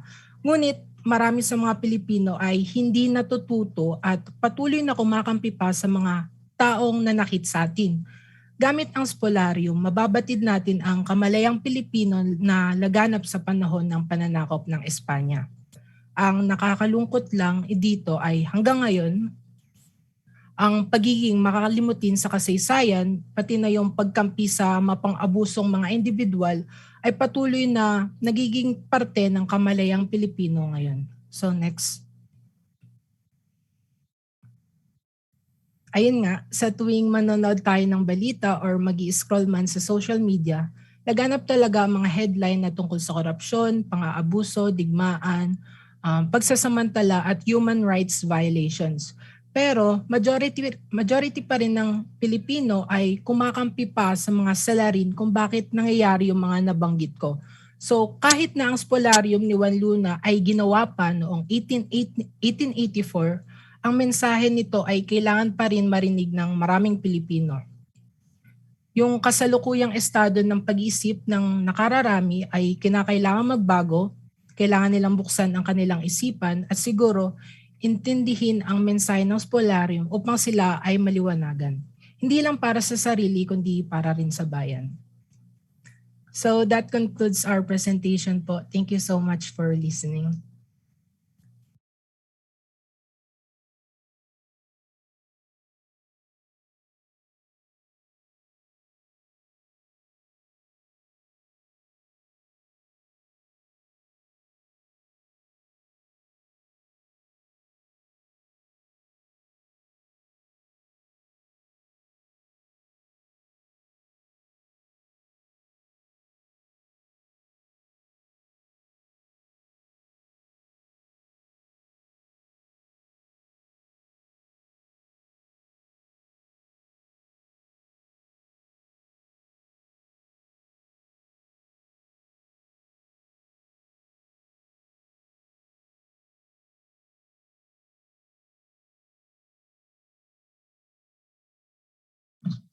Good afternoon po. Narinig po ba ako? Hello? Yes po. Okay. So we are group 5 and we will be reporting on the painting called Planting Rice by Fernando Amorsolo. Next slide. Next po. We will start this report with a quote. The object of art is not to reproduce reality, but to create a reality of the same intensity. After all, what is art but a reinterpretation of a creator's reality, but made with emphasis based on what they want to represent? And Fernando Amorsolo has done this the same way in his portraits and landscapes. Next slide.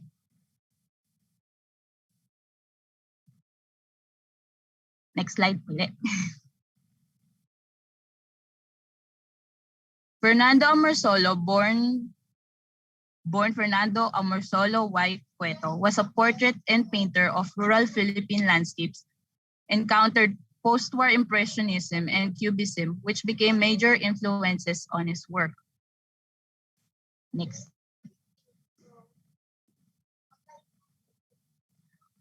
He is best well known for his landscapes depicting traditional Filipino customs, cultures, fiestas, and occupations. His pastoral works presented an imagined sense of nationhood in counterpoint to American colonial rule and were important to the formation of Filipino national identity. He was educated in the classical tradition and aimed to achieve his Philippine version of the Greek ideal to the human form. Amorsolo used a natural light in his paintings and the backlighting technique, chiaroscuro, or an Italian term meaning light-dark that involves the interplay of light and dark. Figures are outlined against a characteristic glow and intense light on one part of the canvas highlights nearby details. This technique is often actually very hard to naturally get in a camera, so unless you directly point a subject in front of a light source, you will not get this effect. So it is easier to portray in paintings or artworks. Next.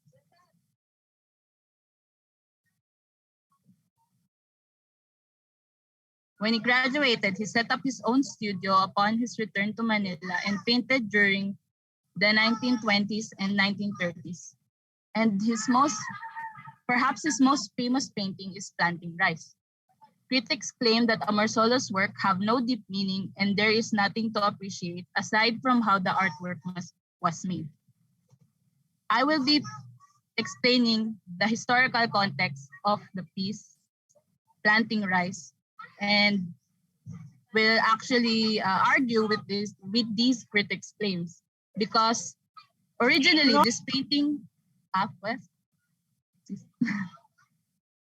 because originally this painting was made in 1922, a period wherein it is, at least based on my research, was a time period wherein the Filipinos have undergone starvation and poverty under the American colonialist rule.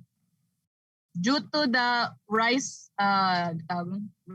droughts that happened at that time, aside from the influence of Americans, nature itself was working against the farmers, which is probably why Fernando Amorsolo chose to create this art form wherein it clearly depicts vibrant colors as well as eliciting a hopeful outlook on the agriculture of the Philippines. Next slide. Next reporter.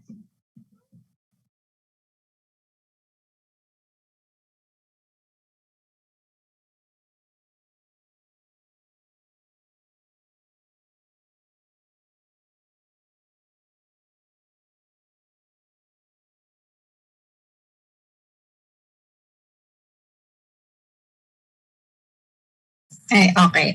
Good afternoon po. Pwede pa balik na sa painting? Rinig po ba? Okay, thank you. So, ayan. Ngayon po, tingnan naman po natin yung panlabas na aspeto ng painting or yung tinatawag natin semiotic plane. So, pinapakita po dito sa painting, as we can see, ay grupo ng mga magsasaka na nagtatanim sa palayan or yung karaniwan natin ngayon makikita sa mga probinsya. So, makikita natin na sila ay nakasuot ng mga damit na may matitingkad na kulay at salakot habang tatrabaho. Or we can say, ito po yung traditional Filipino clothes natin. So, dito sa painting na ito, meron pong iba't ibang uri ng linya na ginamit yung artist. So, tulad ng horizontal lines na ginamit niya para dun sa mismong palayan or dun sa rice field. And then, yung vertical lines para sa mga sinasaka nila, yung mismo mga magsasaka, pati na rin yung mga damo. And meron din pong curved lines para sa mga ulap at dahon ng puno. So, meron din po tayong makikita na symmetrical balance between sa mga magsasaka and dun sa palayan. As we can see sa tubig po sa palayan. And another material aspect po na makikita is yung bright and vivid colors or yung matitingkad na kulay na ginamit sa pagpipaint, which are yung yellow, green, and sinamahan din ng blue, white, and brown colors. Kung saan yung mga kulay na to is nagbibigay ng peaceful atmosphere din sa kabuuan ng painting. So, ginamitan din ni Amorsolo ang painting na ito ng backlighting technique na banggit nga po kanina ni Jillian. And dito sa backlighting technique, it illuminates or highlight yung pinakang subject mula sa likod nito. Sabi dito, backlighting technique creates a glowing effect on the edges of the subject. So, next po is yung medium na ginamit ni Fernando Amorsolo dito sa painting na Planting Rice is oil painting or yung tinatawag natin na oil on canvas. So, sa oil on canvas, the oils allows an artist to achieve a wider range of tonal transition and use. Kumbaga, yung oil painting flexible siya pagdating sa mga kulay. So, kung di po ako nagkakamala is matagal matuyo yung oil painting kaya mas may time yung artist na mag-blend or i-layer yung kulay dun sa canvas. So, for the non-material aspect ng painting is next slide po.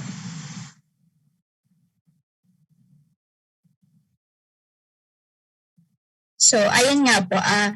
It is a representational art that portrays the contemporary life of the Filipino farmers in 1922 engaged in their regular everyday occupation and activities. Next slide, please.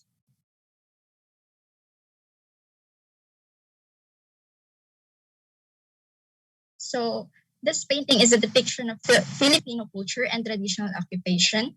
It is a happiness across from difficulties in planting rice, a wish to represent the spirit of the nation on canvas. So, through a realistic manner and mastery of color, this artwork portrays the beauty and hardships of the Filipino farmers. So, this painting depicts a slice of Filipino culture in one aspect, so which is farming, as we can see sa painting. So, despite the fact na it appears to be a difficult theme, the different version of this painting, kasi madami po siyang version, pero yung pinagbasihan po namin ngayon is yung pinakaunang version, which is year na ginawa noong 1922. So, the different versions of this painting reflect that it is not only painted because of its simplicity, but it also because of its underlying value to our culture. So, meaning this painting, hindi lang siya simpleng nagpapakita ng mga magsasaka sa palayan. This painting portrays our culture in the agricultural aspect and its value to us Filipinos. So yun lang po for the semiotic plane. Next report.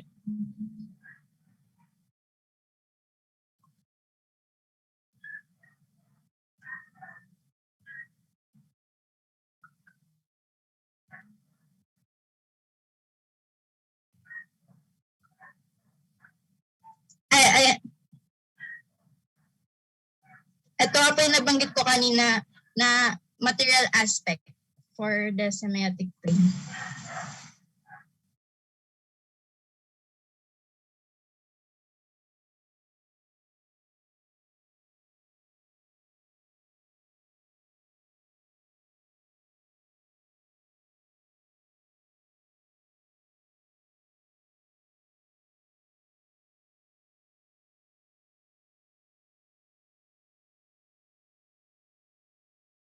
Hello. Rinig ba?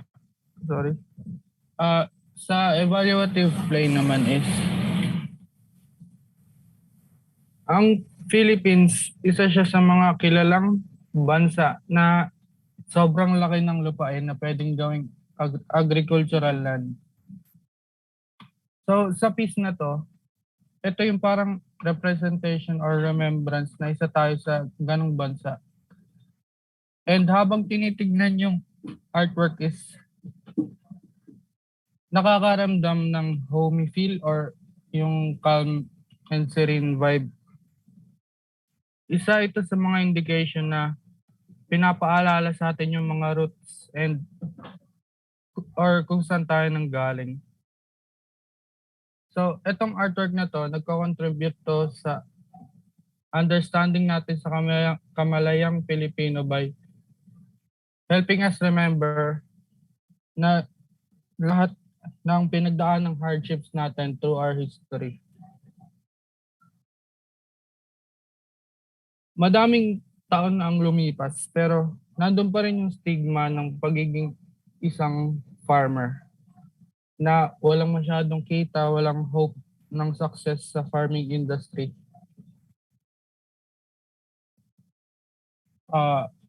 Kahit na ito yung pinakakailangan natin sa isang bansa. Kasi sila mismo yung naglalagay ng pagkain sa ating lamesa. Ang napakaliit na tao lamang ang gusto maging farmer. Yung iba pilit pa dahil minamana lang nila yung lupain na nanggaling sa kanilang angkan. And yet, hanggang ngayon, wala pa rin silang stable na income kasi masyado silang napaghihigpitan or masyadong mababa ang tingin sa kanila kahit sila yung essence ng pagiging bansa natin. Nakakatawa lang isipin na kung sino pa yung mga nagtatrabaho para mag-grow ng food is sila pa yung naiiwan ng walang pagkain sa kanilang lamesa. Yun lang po. Yun lang po. Salamat. Next.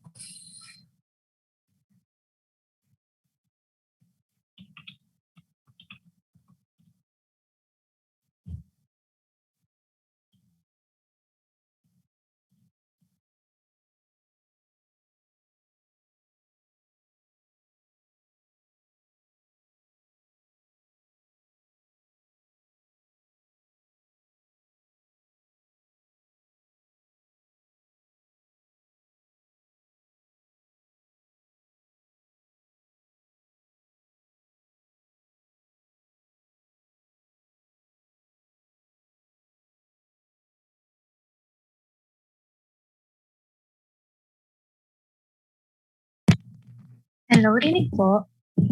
Rinig ba ako?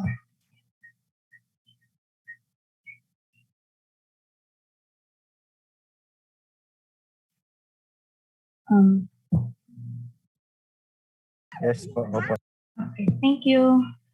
So, good afternoon everyone. We are Group 6 and we will report Salubong, which is a 29 by 24 oil canvas painting made by Dante Hipolito. Next slide po.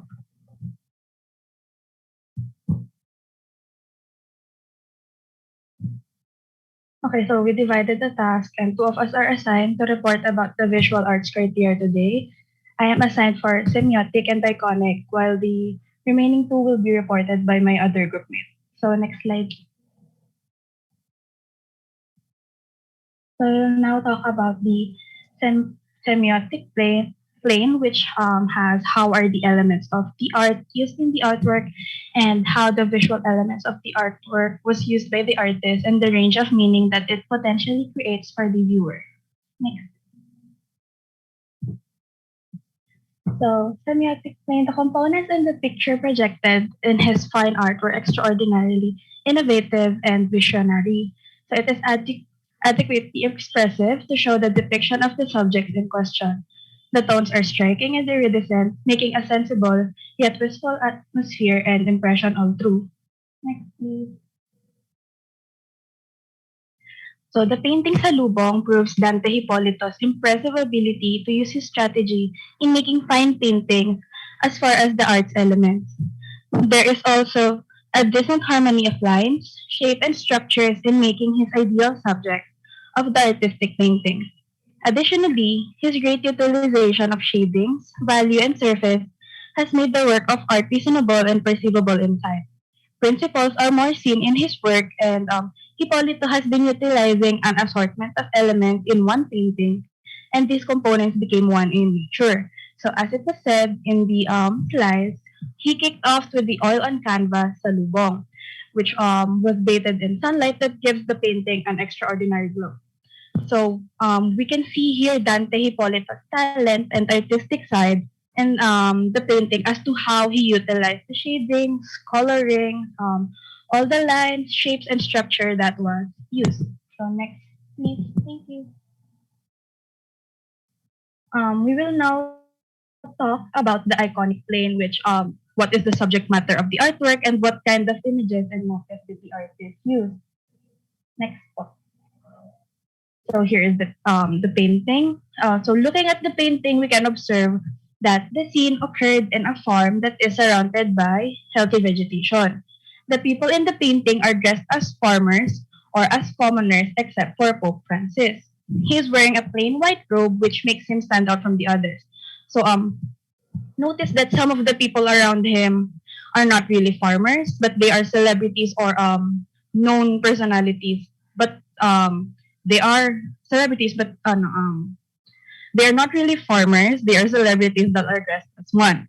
So the celebrities in the painting includes Vilma Santos, Senator Grace. Oh, wait, back pa isa. Anyway, the celebrities in the painting include Vilma Santos, Senator Grace Poe, Marian Rivera, Ding Dong Dantes, Coco Martin, Chris Aquino, and Gary Valenciano. So the way they surround the Pope depicts the scene of them welcoming and rejoicing at his arrival. Also, the way that the Pope posed and looked at other people makes it seem like he enjoyed their warm welcome and is excited to be with them more. So we can see that not only the Pope is happy, but also the farmers, commoners, and children around him are delighted by his presence, and it is evident in their smiles. So it is not only that it is not the only thing that actually delights them. The fact that they seem to be happy is because of their bountiful harvest that we can see inside the cart that is being pulled by the Carabao. So another detail in the no back back yeah yes Jen. So another detail in the painting is if we look closely at it, we will notice that most of the celebrities around the Pope are not looking into his direction.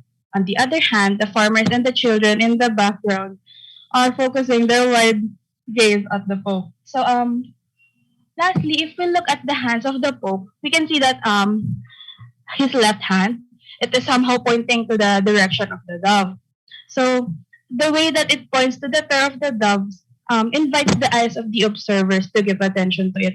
Somehow the pair of white doves can mean and symbolize a lot of things, right? So especially in a spiritual way, but it is up to the viewers now on how they will give meaning to the birds. So next slide, please.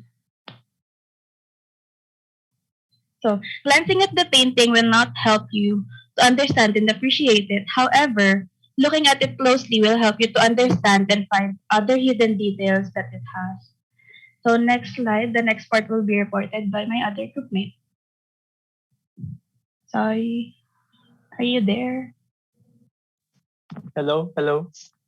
Rinig ba? Hello? Yes, yes. Okay. So next is we will talk about the contextual plane. What is the historical context of this artwork? And we will be asking the questions of who, what, when, how, and why with regards to the artwork itself. Next slide po.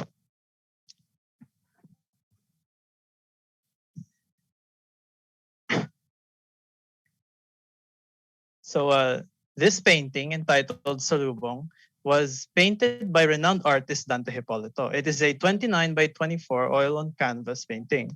Dante Hipólito, or the Smile Painter, is a hyper-realist Filipino painter and visual artist. We must first understand what is the difference between hyper-realism and the realistic art movement. Hyper-realism is different from realism because realism is a concept. It is a concept that focuses on how art is able to give a visual flair to everyday things that people experience every day. Whereas hyperrealism is a very modern 21st century invention. And it is a style of painting that tends to imitate hyper-realistic imagery or photography. And this means that a hyper-realistic painting should look like it was not painted by hand, but rather captured by camera. So that is the difference between realism and hyperrealism. Next slide.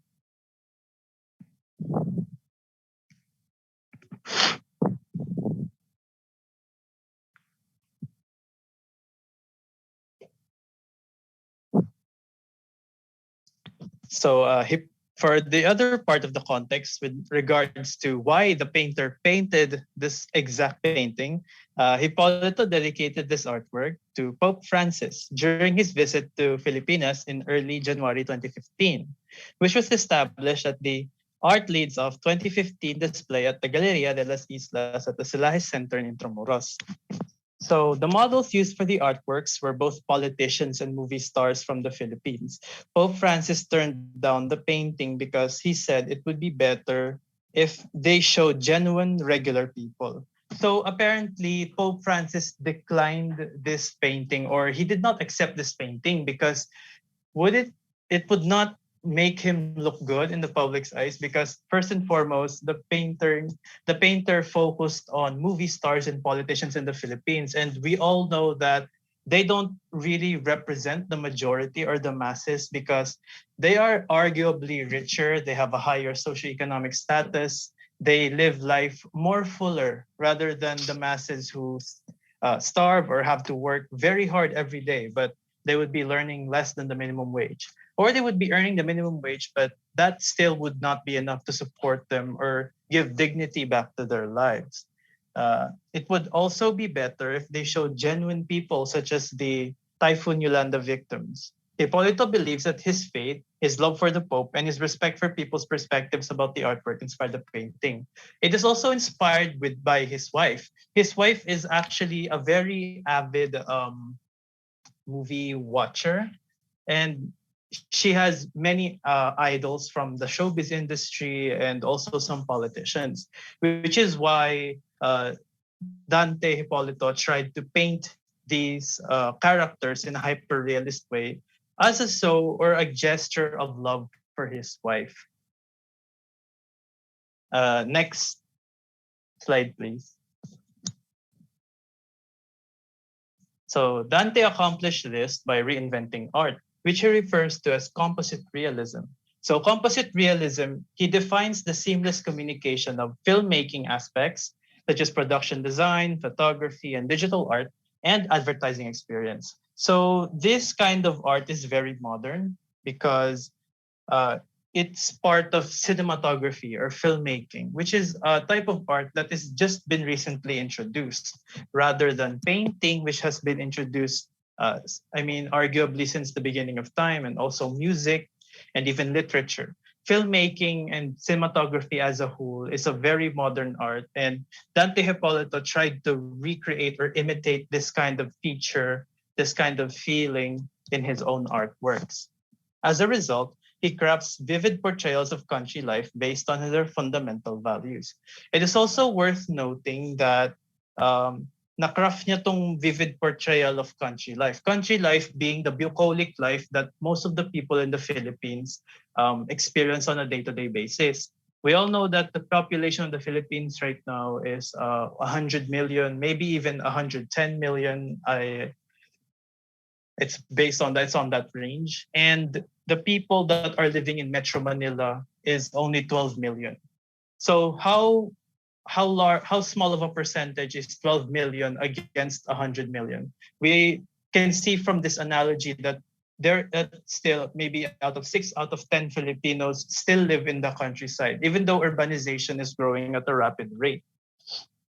And we can see na this doesn't really suit, or the portrayal of the movie stars and celebrities does not really suit the representation that the Pope was hoping for with the majority of the bucolic masses sa Philippines, because they live rural lives and they don't really understand the concept of many ideals found in urbanization or found in major cities like Manila, Cebu, and Davao.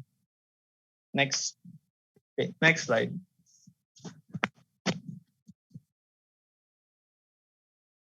Yes. In the setting of rural peacefulness and prosperity, Dante portrays Governor Vilma as a farmer, accompanied by Gary Valenciano, Senator Grace Poe, Marian Rivera, and other celebrities, all dressed as country people.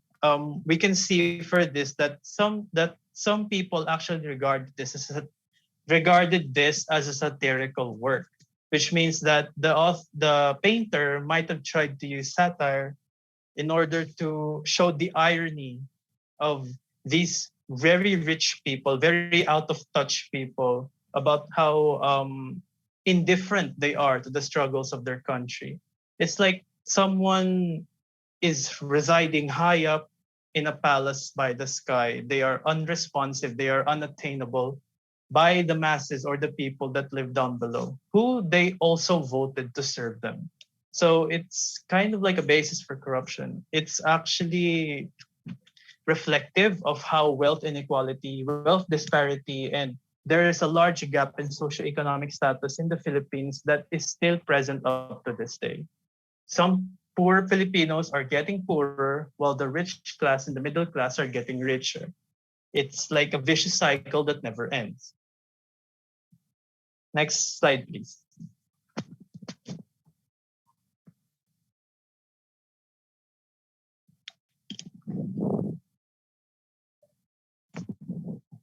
Hipólito began a series of historical paintings which he depicts significant events in contemporary Filipino life.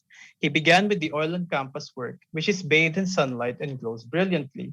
Hipólito began work on Salubong 2 months before Pope Francis was scheduled to come visit the Philippines for his first pontifical visit. So we can see here that Hipólito actually has a penchant for history as well, not just for major historical events in the present. And yes, what Ma'am says is actually true. The mockery and the irony and satiricism that is present in this painting, it's actually an opinion that many people would profess that makes sense to them. This kind of painting kasi is very controversial during that time, as even the Pope did not accept it because maling-mali talaga yung pag-portray ng celebrities or politicians as regular folk when they are so out of touch with reality. And apparently that does not align with the view of the Catholic Church, even though the Catholic Church is very rich and they have grand cathedrals and have many lavish ceremonies. They also have charity works, which I think is also part of the irony, considering na they are a rich organization. But sometimes they can also hinder the progress for the very people na is part of their faith. And she is deemed to benefit from the oppressed farmers of Hacienda Rosita. Yes, also this is actually a part of a series of criticisms and comments about the painting that yun nga, si Chris Aquino, the Aquinos and the Cuancos, they are a family that has the Hacienda Luisita for, I don't know, centuries or maybe even decades or centuries. But this part of reasoning as to why Dante Hipólito included them, he said that it was just a gesture of love for his wife, but he did not. I think he failed to think clearly what the consequences would entail. Kasi alam naman niya na this country is very divided socially. In socioeconomic status and wealth. So hindi niya naisip kung ano mararamdaman ng mga original na common folk na naghihirap every day just to put food on their plates. Tapos i-represent sila with people na nasa taas who doesn't even care about them or at least benefits from their suffering. Next page. Slide pala, sorry.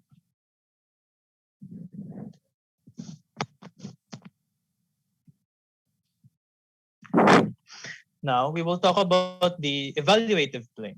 How does your group value the artwork and its meaning? What kind of perspective did you use or privilege in reading the artwork?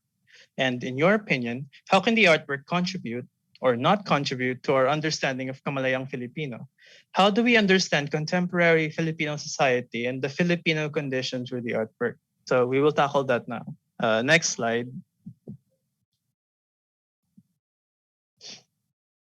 Okay, so our group, we value this artwork because first and foremost, it is made by a Filipino.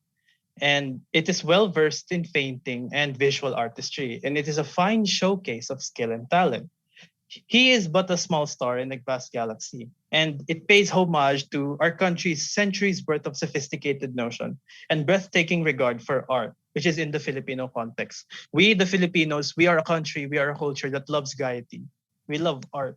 We love very na magarbo na celebrations. We are a very festive people. We enjoy partaking in celebrations, and this celebrations is evident in our culture, like fiestas, specifically in the provinces. There are many. There are much food, a celebration of culture, a celebration of art through dancing, a celebration of art through face painting, costumes, choreography, and even music. It showcases the Filipino regard for art as very high. Even though we mostly had our struggles in life, even though we have many difficulties leading up to our independence at the hands of our colonial masters, we still prove to be resilient. We still prove that even though the world is suffering right now, it proves that art is very important to the human condition. And this painting is like an embodiment or an amalgamation of that. And our group is composed of 4 individuals with varying degrees of adherence to religion. It is safe to say that we are all Christians, the broad term Christians in our group, because most people think nowadays that if you're not Christian, then you're Catholic, but that's not true, because Christendom is a very broad group comprising of Roman Catholicism, Protestantism, and Orthodox Christianity. Only those 3 sects. If you are not Orthodox Christian or Roman Catholic, then you are Protestant, simple as that. And many other Christian denominational sects. And our own little quadruplet practice varying degrees of devotion to the Christian God. This shows the influence that Roman Catholicism and Christianity have on our Filipino heritage. It's the Roman Catholicism or the Christian faith is arguably the most important influence that the Spaniards have in our country, as we are predominantly 80% Catholic, and but Christian, we are 90%. The other remaining 10% is mostly other denominational sects like Protestantism and a small group of Orthodox Christianity, but it's only on very small groups. Next slide, please. At first glance, the painting appears to us as a scene, albeit as very striking one with the Pope heading an entourage of local icons in the entertainment and business industry. Some people in society would react to this with arduous tenacity, and we believe that this particular ensemble of characters feels too constrained by geographical limit, sociocultural boundary, and socioeconomic background. At first glance, you would have this kind of concept developing in our minds, but as we peer deeper into it, you would notice a certain renaissance with that former idea. And our ideals and sensibilities would take a heightened plunge in deeper crevices and plains.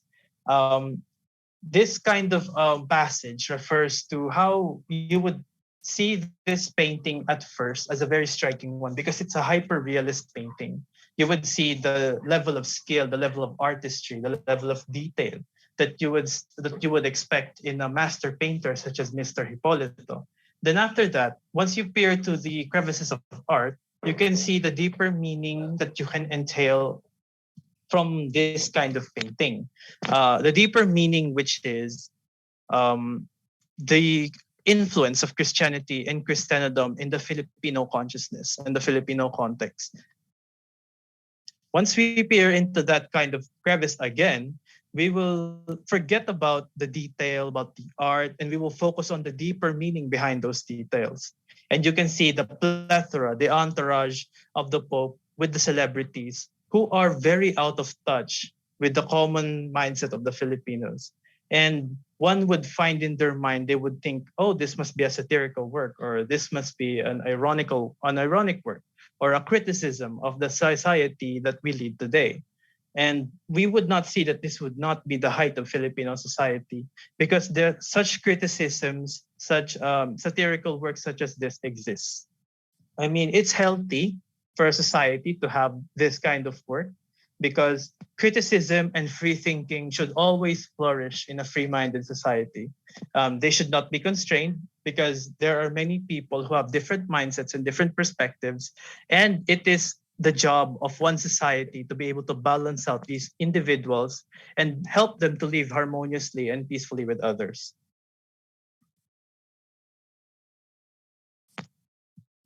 And this is where we begin to value this artwork, for we can surmise that a painting as this is how people in the modern world are able to understand how the Christian God sees and moves humans according to his word in the Bible. We can see na talagang may encourage natin to think about our culture, our traditions as Filipinos. What defines a Filipino? A Filipino is very broad. A Filipino, I think, cannot be defined naturally by any means, because a Filipino is an amalgamation of different cultures meeting together, then forming a single identity. The heart and soul of a Filipino transcends what one can see as geographical limit or racial limit or boundary, whether where you are from, what your ancestry may be, what your history might be, you are Filipino enough. Even though you were not raised here, even though you were not born here, even though basta you know yung mga struggles, you know yung history natin as a country, and you also partake in it, I think that what constitutes the Filipino. Next slide, please. Yes, the landscape is strikingly Filipino, with works by Fernando Amorsolo always being in a rage in Filipino art consciousness. We see this painting in a light of gaiety and celebration. So we can see here that the landscape is strikingly reminiscent, or pag nakikita nyo yung mga works ni Fernando Amorsolo, makikita nyo na I think this is the standard, or this is the setting for landscape painting in the Philippines. Bright, it shows a celebration of gaiety, it shows happiness, even though it is very difficult to plant rice. We can see how the Filipinos have adapted to overtaking adversity, overtaking hardship through camaraderie, through bayanihan. We can also see the spirit of bayanihan residing in this very painting, because the farmers are not alone. The farmers are numerous. They do not want to plant alone, because planting by numbers, it reinforces a community spirit. It reinforces the idea that people in the provinces, Filipino people in general, love to have company. They love to have people with them. They detest isolation. We detest isolation because we always want or find a reason to celebrate. We always find a reason to be together. And I think that is the spirit of bayanihan, which is shown through this painting. The setting gives plus points for the overall striking and perplexing regard. We actually do not see this as a sacrilege to the faith. Contrary, it is telling of what God wants from its people. We are saying this in the perspective of Christianity, or the perspective na Christian, a broad sense Christian, because nakasulat nga sa Bible, from which the Christian people read to show their faith, it says there in the Bible na God does not see us whether we are rich or whether we are poor. He does not see whether we are famous or whether we are obscure. He sees us through our hearts. He sees us through our souls. He sees us very equally. Hindi porket na mayaman ka, you have the opportunity or the right to trample on other people and their ideals and their liberties. Because in God's eyes, all man is equal, and that all men have sinned and come short of the glory of God. That is what's said in the Bible. And we see this not as a sacrilege to the faith, because contrary to what other people say, hala, yung Pope nandyan sa painting and kasama siya ng mga celebrities, kasama siya ng mga politicians. And it's a sacrilege kasi dapat hindi siya kasama doon. Parang you're using the Pope as part of the common folk lang, when he is the Pope. He's the supreme leader of the Catholic Church. And we do not see this as sacrilege kasi nga, sabi nga ng Diyos, gusto niya na magkaroon ng kind of a unity, or kind of a spirit of camaraderie between all of his people who believe in him. Yun yung gusto niya ipahiwatig, which is written in the Bible. which is to appear united as a nation and to not look at one's material possessions, but at one's own self and heart, and to bring out the best in people through this kind of perspective. Yun nga, the best in people, the spirit of bayanihan. And the spirit of bayanihan is foundational to our identity and culture as Filipinos. Next slide.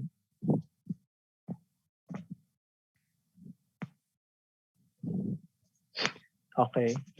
Lastly, this painting, alongside the traditional rural Filipino society and lifestyle, it can help us, the youths of today, to be able to connect more with our traditions and customs.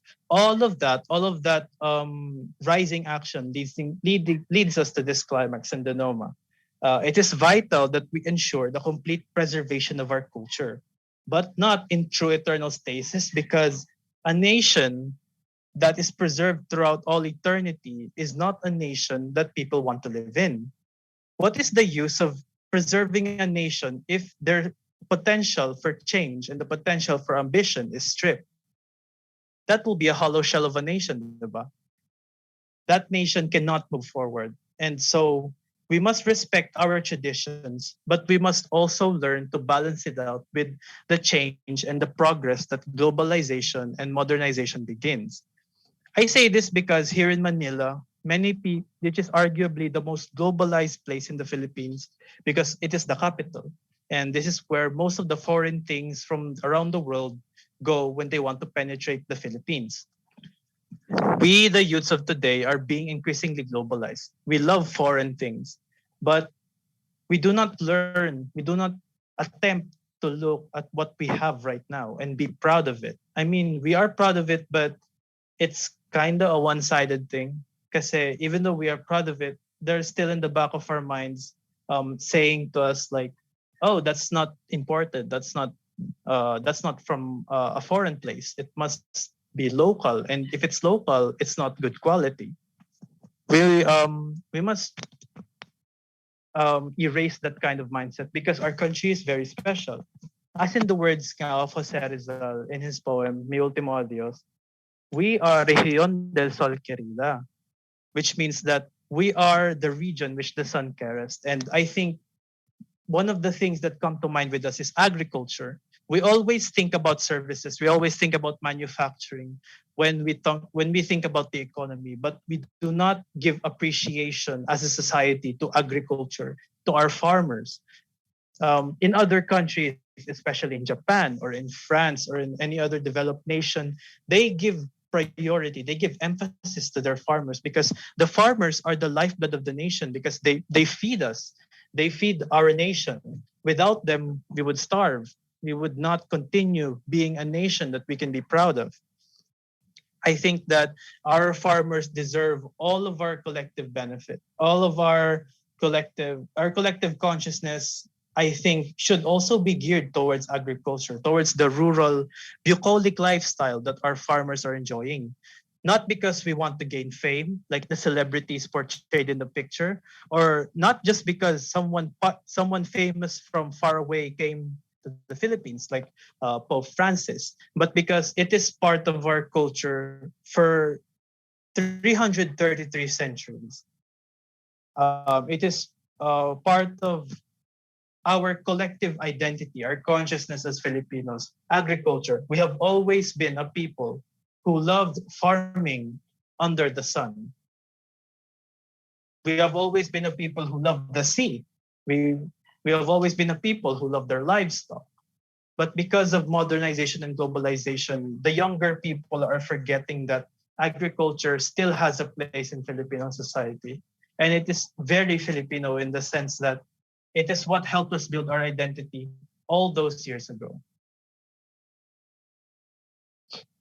So as our foundation of our nation, in whatever globalized influence we may receive, we will never forget our roots. And this painting also raises the plight of the masses. And we also need to think about them. Kasi nasa laylayan din yung mga farmers. And yeah, that's it. Our reporting is done. Next slide, please.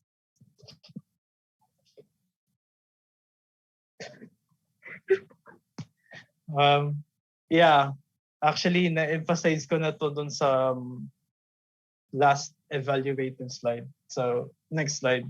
Great. Thank you. Wow.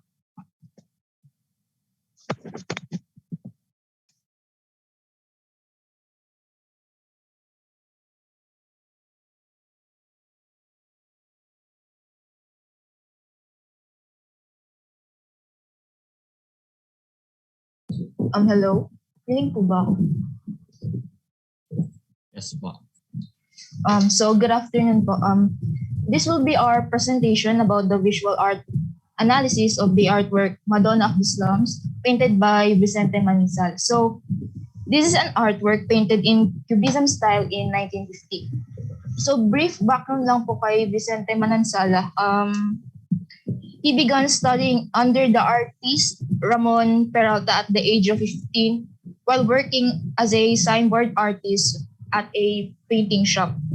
He graduated from the UP School of Fine Arts in 1930. So he is also known for fusing the cultures of barrio and the city in his paintings.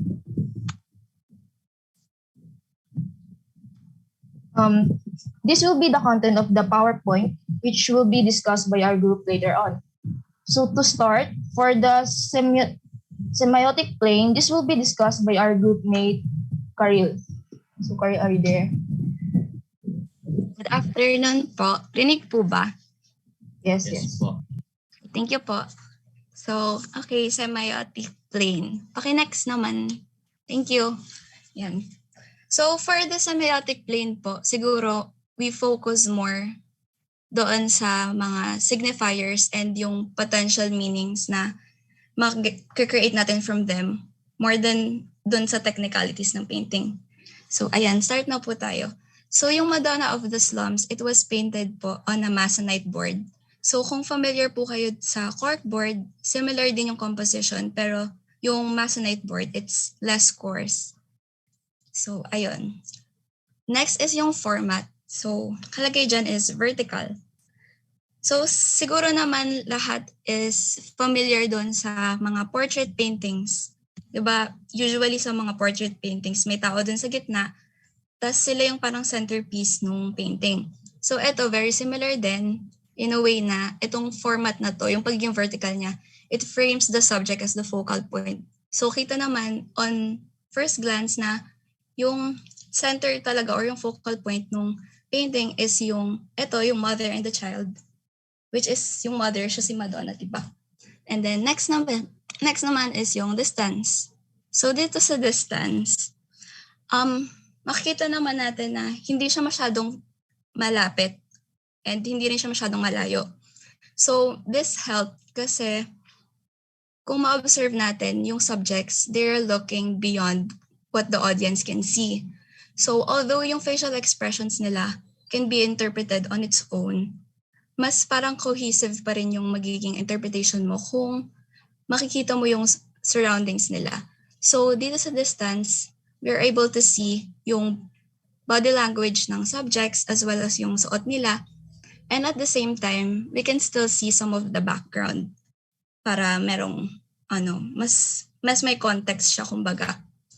And then next naman is yung texture.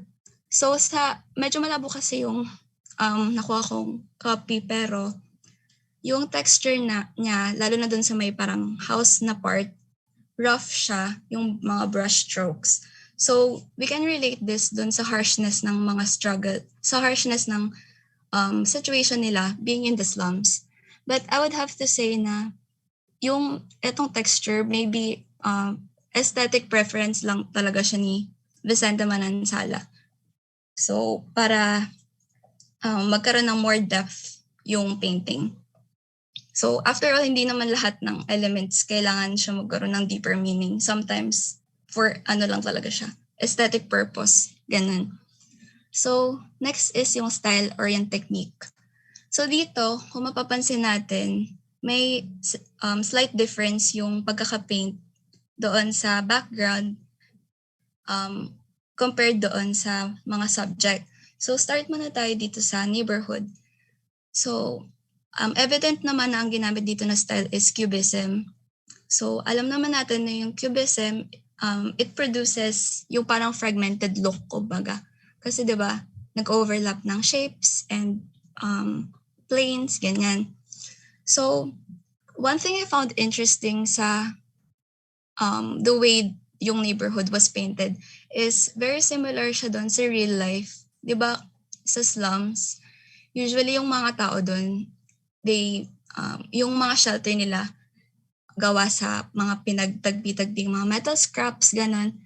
And very similar siya dito sa pagkaka-paint kasi dito rin, para rin siyang mga pinagtagpi-tagping mga shapes.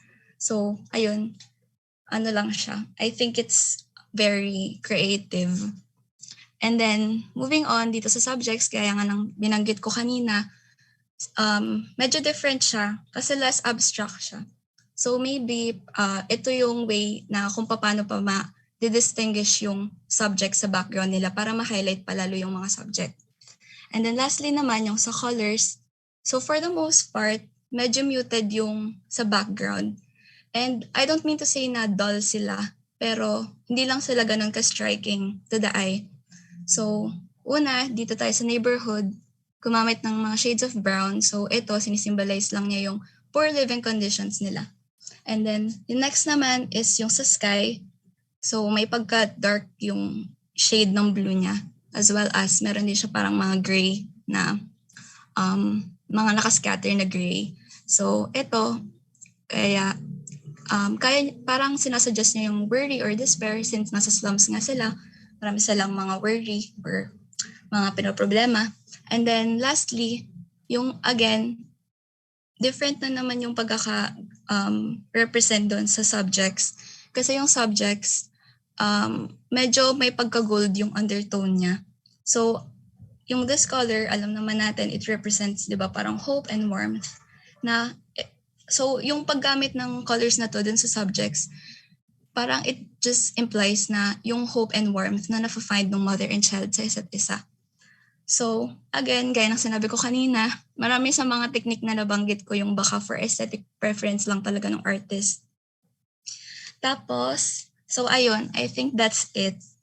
Next na po tayo. Thank you. Hello, rinig po ba ako? Okay. So sa iconic plane po, next slide po. Yung subject matter po ng work of art signifies the life of individuals finding shelter in the underprivileged areas or ghettos.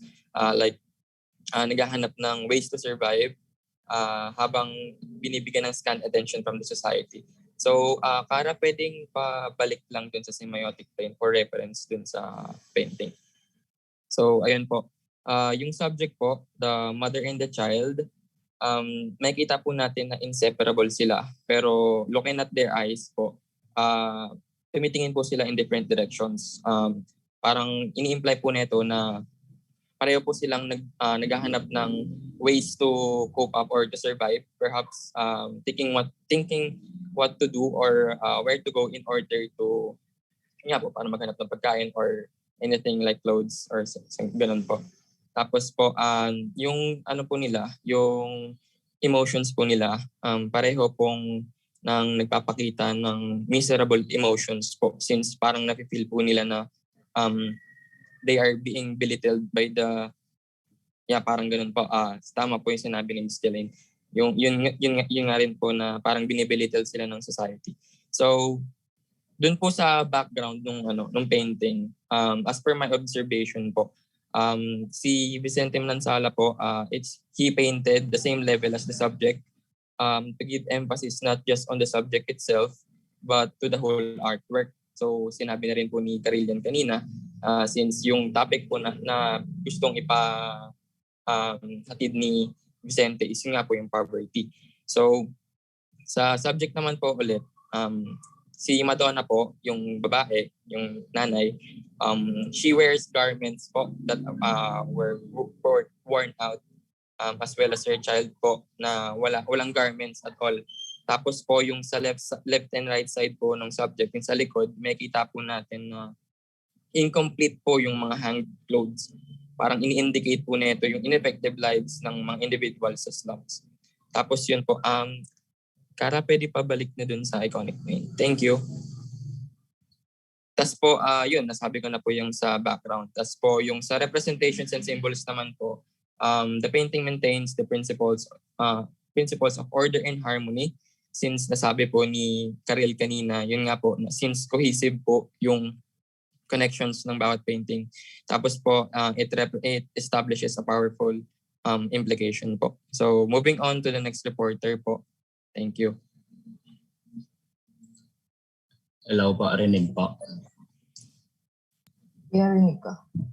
So yung sa akin is yung contextual plane, which is nilalaman yung historical context lang ng artwork. So pa-next slide po. So konting papyaw lang naman sa artist na which is si Vicente Silva Manansala na pinanganak noong January 22, 1910 at pumanaw siya noong August 22, 1981 na isang kilalang cubist painter at illustrator sa Pilipinas na kahit nung siya ay nasa murang edad pa lamang, ay kinahiligan na talaga ni Manansala na gumawa ng mga pagpinta hanggang ito ay kanyang kinarir. At noong 1930 ay graduate siya sa UP School of Fine Arts. So, at isa sa kanyang obra ay yung Madonna of the Slums na ginawa niya noong 1950, which is it is visual representation of the Filipino after World War II noong 1950 at the time. So yun na nga, which is ito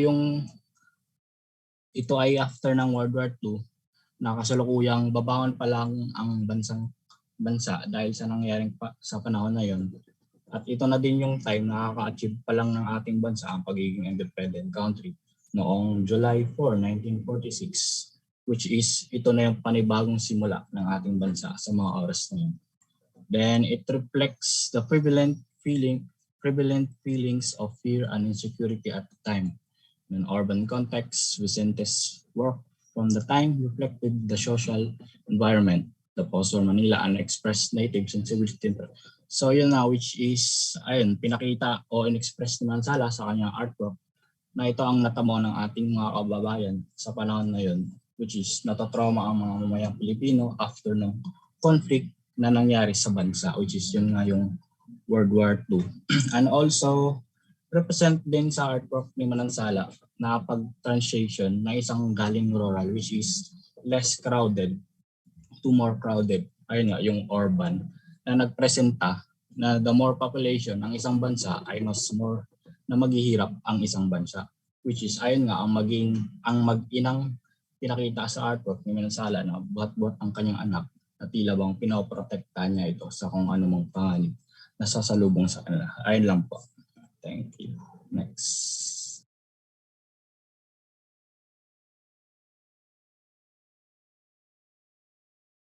Jericho, are you there? Sige. For the evaluative plane, next slide please. We see it as a key to have a deeper understanding and be aware of the situation of the people who are deprived. Madonna in the Slums represent poverty in the past. This kind of painting is an eye-opener.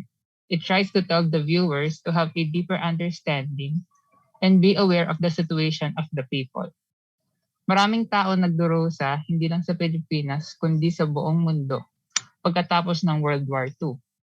Sa pagsakop ng mga dayuhan at giyera na naganap, naapektuhan ang ekonomiya ng mga iba't ibang bansa na nagdulot ng mas matinding kahirapan. In addition po, this was Vicente's attempt to express real-life societal situations. The poorest people suffer the most. So kung may mga tao pong nagsasabi po na magsikap po para yumaman or umangat sa buhay, it doesn't apply to everyone. If you're under or in a unjust society, our society aims or eyes for modernization, but those people po, yung mga poor people po, are actually being overlooked. The Madonna of the Slums can help us understand the kamalayang Filipino by telling us that we should learn from our ancestors or history's mistake. Poverty still rises in our present time. The government should take an action on poverty because we all have a right to earn decent money to live without working overtime or having multiple jobs. Kamalayang Filipino teaches us the rights that we need to live as an individual or as Filipinos. And that is the end of our presentation that critique the artwork Madonna of the Slums. Thank you for listening po.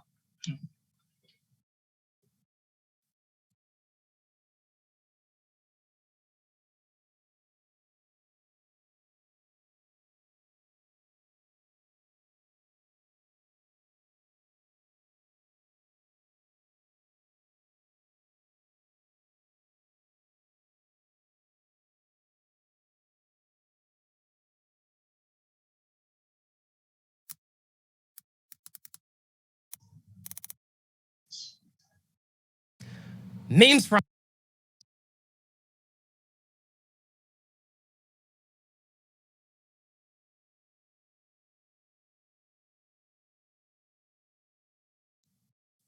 Good afternoon po everyone. We will be reporting our chosen artwork entitled Ina at Anak by Fernando Amorsolo po. There are 4 planes that we will be discussing: the semiotic, iconic, conceptual, and evaluative. Other information will be clarified and added by the reporters. Let's go first to semiotic plane, where it will be reported by one of my groupmates.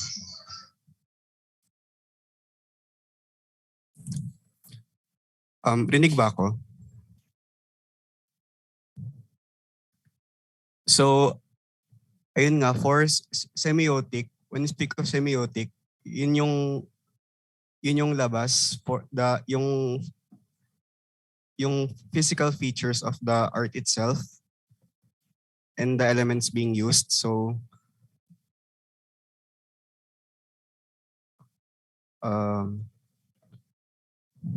first, warm, light, dark colors to emphasize emotion. So, Amorsolo made use of warm and light dark colors para ipakita yung sense of warmth and endearment dahil nga yung subject is a mother and child. So, yung nga, well use of natural lights, shades, and shadows, or what we call chiaroscuro. So when you speak of chiaroscuro, it is the interplay of lights and shadows in order to give the image dimension and a dramatic effect. So green light, aside from that, there's a green-like texture. So not sure if malinaw yung image, pero yung green yung texture, isipin nyo na lang na green. Ayun, crystal clear, tas realistic. So aside from that,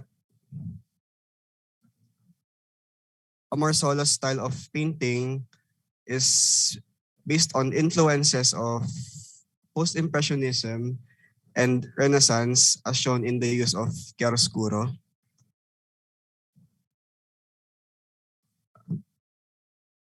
So moving on to iconic, which will be reported by the next reporter. Going to iconic plane, as we can see, we can observe that there's a mother and child on the picture. So since Amorsolo is one of his trademark is luminosity and ability to render the iconic provincial Filipina, we can obviously see what is the setting. Next.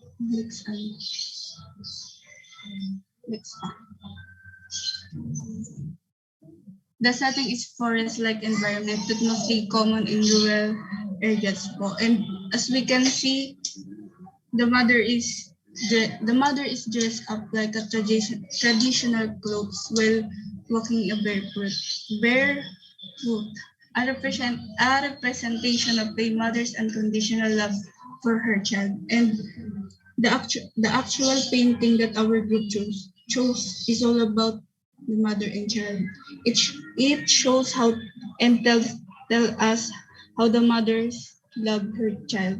Since we were very young, we had seen firsthand the unending love at the the unending love that our mother has for us. Then we learned how to have excellent manners and goodwill from them, and which we may pass on to future generations as well. We can observe on the painting also that she is carefully holding her child and she is paying attention to her movements to ensure their safety, particularly her child. The mother will do all in her power to prevent and protect her children from experiencing a tragic or situations event. Going to contextual plane.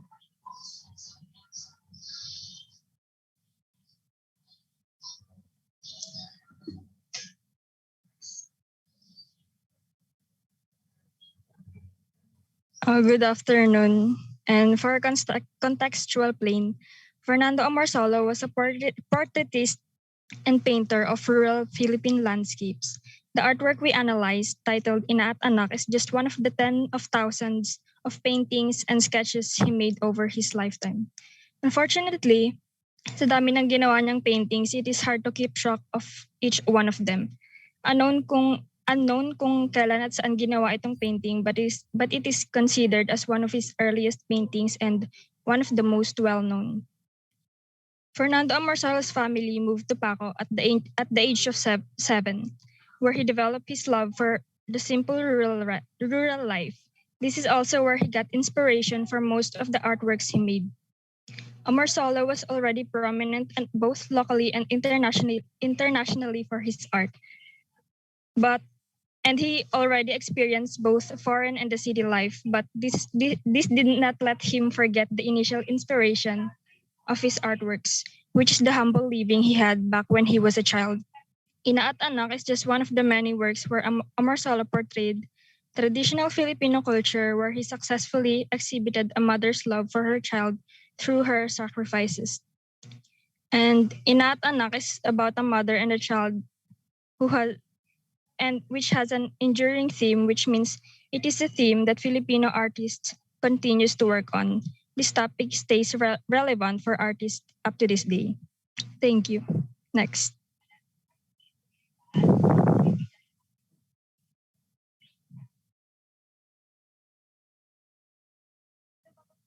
And these are some of his paintings. Next evaluative.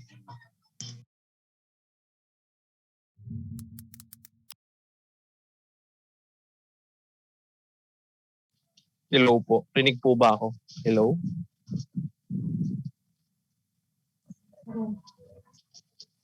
Rinig ba ako? Hello? Hello? Rinig ba ako? Rinig.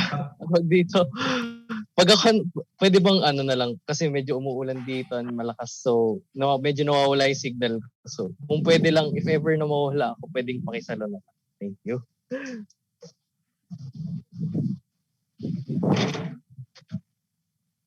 Okay, so how does our group value the artwork and its meaning? So ang nangyari kasi, the value of this artwork basically means that it shows us the tradition, culture of the Filipinos living in rural areas and the message of patriotism of the Filipinos. It's the family-orientedness as well, since ang sinasabi naman natin lagi is family always comes first, diba?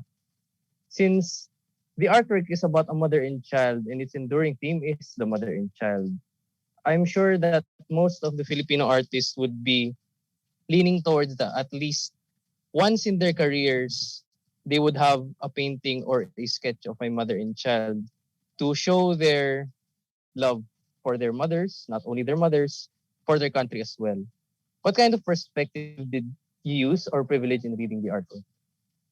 So in the perspective, what I would like to think is that we would use the eyes of a child. Hello?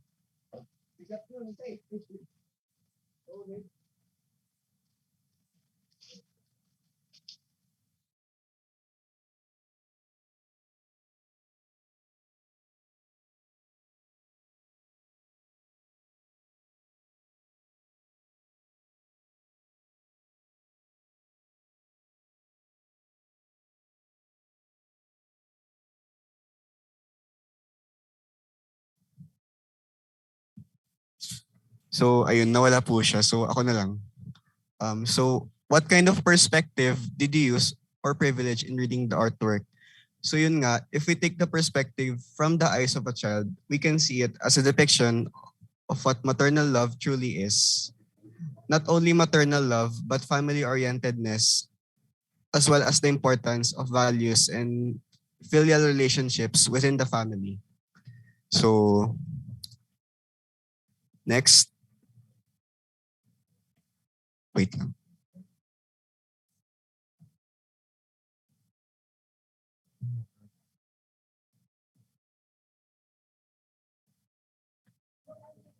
So, in your opinion, how can the artwork contribute or not contribute to our understanding of Kamalayang Pilipino?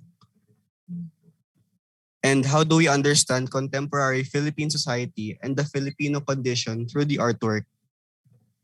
So, yun nga, a mother's, as we see it, the painting depicts a mother's love for her child, but we can also see it as a depiction of the Filipinos' love for the country.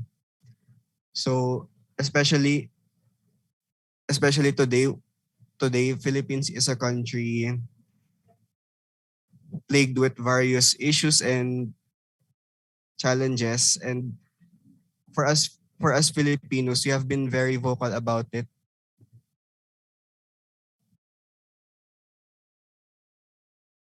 So in our opinion, in our opinion, we can say that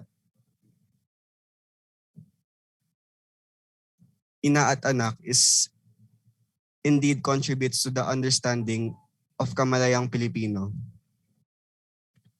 So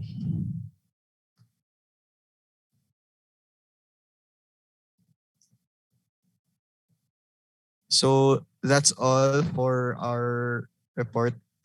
Thank you for listening.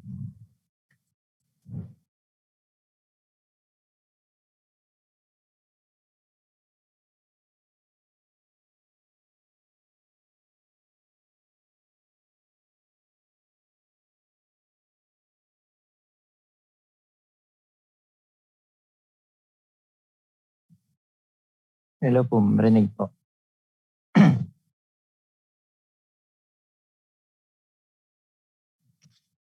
Three slides.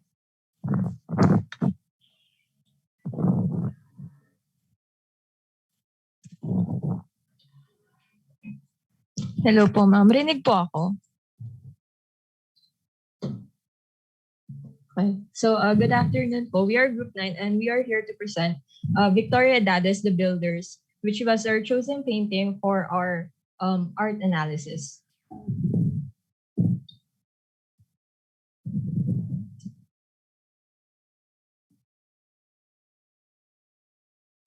To start off our report, we will start with the semiotic plane. And this will discuss the colors, form, and other elements of the painting, and how it signifies the meaning that the artist tends to portray. Next po. First off, Victoria Dades' arrival in the Philippines. Most paintings depicted picture as idealized in the scenarios in light, cheerful use, which was evident in the paintings of Fernando Amorsolo, such as that was viewed in the previous group's report. But this Victoria Dades paintings was a stark contrast to that, which is because Victoria Dades used dark, somber colors in his paintings and depicted laborers and simple folk in dirt, sweat, and grime. This was observed in one of his paintings titled The Builders. So, The Builders is an oil on wood painting measuring 121 by 322 centimeters, created in 1928. So, the subject matter was naked muscular laborers lifting and moving huge rocks. And as we can see, pabalik din sa painting, sorry. And as we can see, they are lifting huge rocks, and in the laborers' heads were mostly bowed down, which means their faces were not that seen. Or in this case, the builder that's in the middle is face is shown, but what do you call this? Some whose faces are shown were painted without great detail. This tends to this suggests the anonymity between the workers, which means they don't know each other, they don't have connection to each other, and also suggests the anonymity of the workers themselves, which means we don't know the workers themselves. We don't have a connection with the workers. Also, in this painting, the body's proportion defied classical measures. It's not the anatomy is somewhat distorted and not as seen in reality, or is not similar to what we see in reality. Also, yes, sir. Yes, ma'am. Contorted. And also, the workers were painted in various poses, as we can see in the painting. And with the way they are painted, also take a lot of space. And the number of builders take a lot of space, making it seem somewhat crowded. Also, let's go to Edadis techniques and brushstrokes. Edadis brushstrokes are harsh and heavy, which gives the form of the elements weight, life, and solidity. It's also dim and shadowy. The painting used murky orange, yellow, green, and brown for the elements' colors, accented with black contours. So as we can see, the body of the builders are painted with a bit of white, a bit of light yellow, and accented with the black contours, which outlines the which outlines the muscular build of the painters. Also, since the colors used to paint the builder's body were light, and the background used black. Ayan. Tapos, the background's color used green, brown, and black, which, wait lang po. The background used green, black, and brown, which created a contrast, a very visible contrast between the subject and, of course, the background. The painting, although not that apparent in the picture, is riddled with heavy texture, which added to the overall somber feel of the artwork. So Victorio Edadis' choice in the painting's elements suggests that unlike artists who had preference over academic art, such as Fernando Amorsolo, which focused on imitating reality as it is, he instead viewed reality with his own eyes and provided an interpretation of it through his art. So yun lang po. So next, the next plane of analysis will be the iconic plane. Good morning po. Rinig po ba ako? So, for the iconic plane, which tackles the subject matters, motive, and kind of images depicted in the artwork. So, Victorio Dedades, the builders, was used for his campaign to Philippine modernism and to give attention to the working class of the society. So, yung campaign to Philippine modernism referred to the transition of Philippine paintings inspired by Amorsolo's art style and techniques. Kasi yung mga tao noon was fond of that art style. Kaya nasabi ni Edadis na paintings in this country were practically dead noong nakabalik siya from the US where he was exposed to modern art.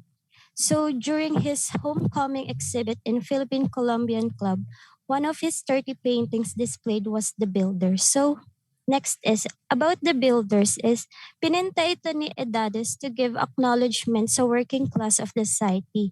So these are people who do manual labor such as construction workers. Isa rin sa inspiration niya behind that painting was his family and relatives who were farmers. So the muddy yellow, dark, and bold strokes emphasized the effort, dirt, and time of those workers. Yung Adonis-like figure sa painting na yan defied the conservative values of the Philippine society. This was an eye-opener to the other artists that time that they can do other styles, go beyond what the society is expecting, and to not just live with the norm. So that's for the iconic plane po.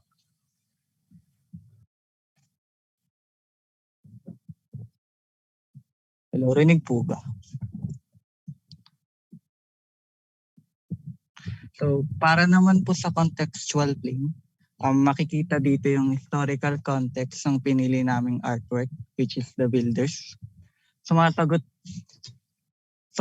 sa mga tanong na sino yung gumawa ng artwork, ano-ano yung mga naging problema, mabuo yung painting, saan at kailan ginawa yung artwork, paano naka-apekto yung artwork sa Philippine art, at bakit nga ba ginawa yung The Builders in the first place. So sino nga ba yung nag-paint ng The Builders? So Victorio Edades was born in Pangasinan noong December 23, 1895.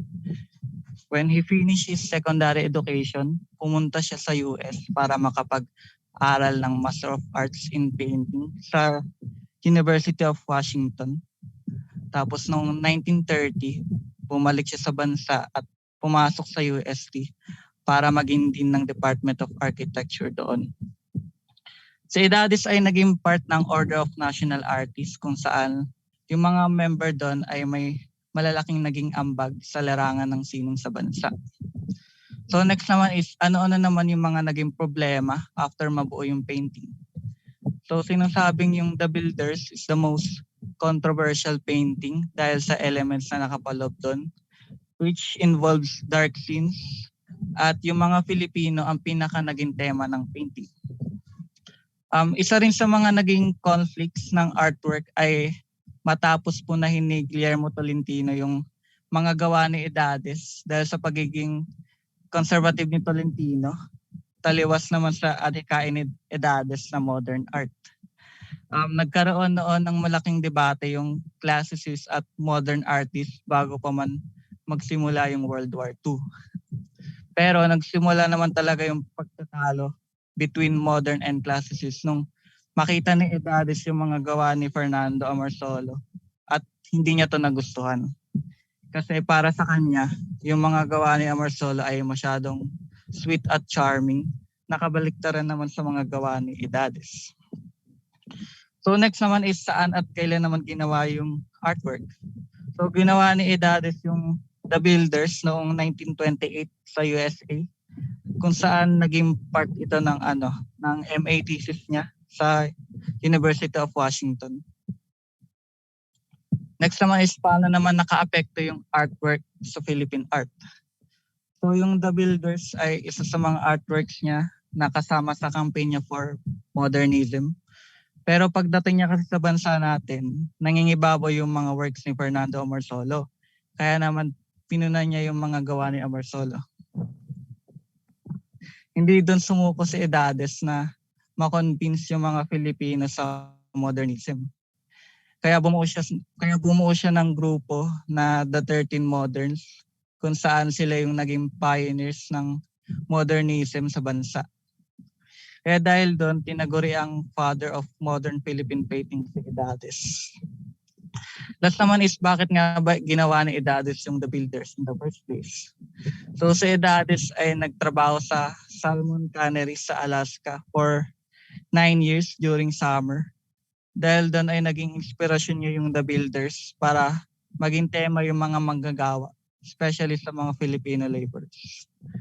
So next naman po is yung evaluative plane. So yun, hello guys.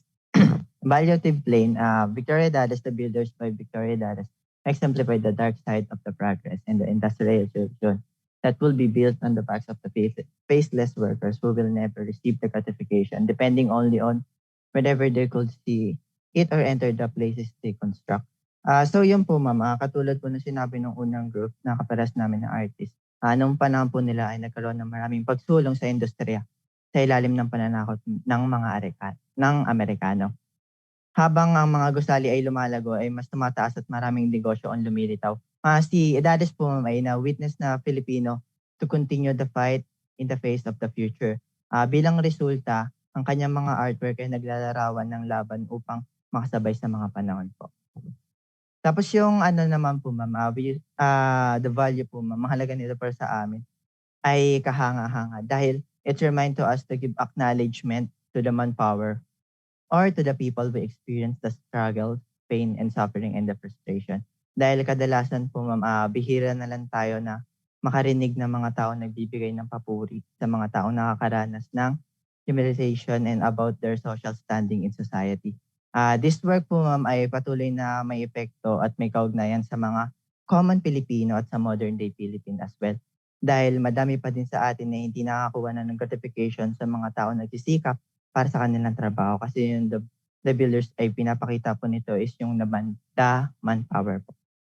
For us, the worth of this artwork is absolutely ageless. It will always remind something within each of us, something emotional and genuine to the Filipino experience, regardless of where you are in time. We use the perspective of art representation because it's a kind of perspective that will identify what other arts represented, and it allows the art to inform and teach the audience about the cognitive of the work. Ma'am, we use the perspective to read the artwork by having empathy sa mga manggagawa na gumagawa ng malaking sakripisyo at kung paano nila pinapahalagaan ang serbisyo na ibinibigay nila sa atin. Dahil ang paggawa ay hindi palagi makikita sa kulay rosas na salamin, kung minsan ito ay isang uri ng pagdurusa at nangangailangan ng isakripisyo ang kanilang sarili para sa kanilang trabaho. Katulad nga po ng sinabi ko nung una, bihira na lamang tayo makakita ng pinupuri yung mga taong nagsasakripisyo talaga sa kanilang mga ginagawa. Halimbawa na lamang dito sa mga infrastructure, they only give recognition to the architect or the engineer behind it. Pero yung mga construction worker, parang wala lang po. So yun the concept of the artwork is, in our opinion, makes an important contribution to the Kamalayang Pilipino. Because the builder po kasi, nagawa ni Victoria Herdades was intended to roast the Filipino from their own human rights. Kadalasan po kasi yung mga mababang uri ng trabaho sa society natin ay hindi napapansin. Kadalasan ito pa nga yung mabibigat na trabaho kaysa sa iba. Ngunit patuloy pa rin nila itong binabaliwa at kadalasan din kakarampot lamang kinakuha nilang sweldo dito. With this artwork, he wants us to realize the importance of our laborers and how we can make changes in order to pay off their hard work. It will bring the Filipinos closer to each other because it will awaken and show us that we deserve better from all of the work that we put in our society. Yun lang po, ma'am. Po.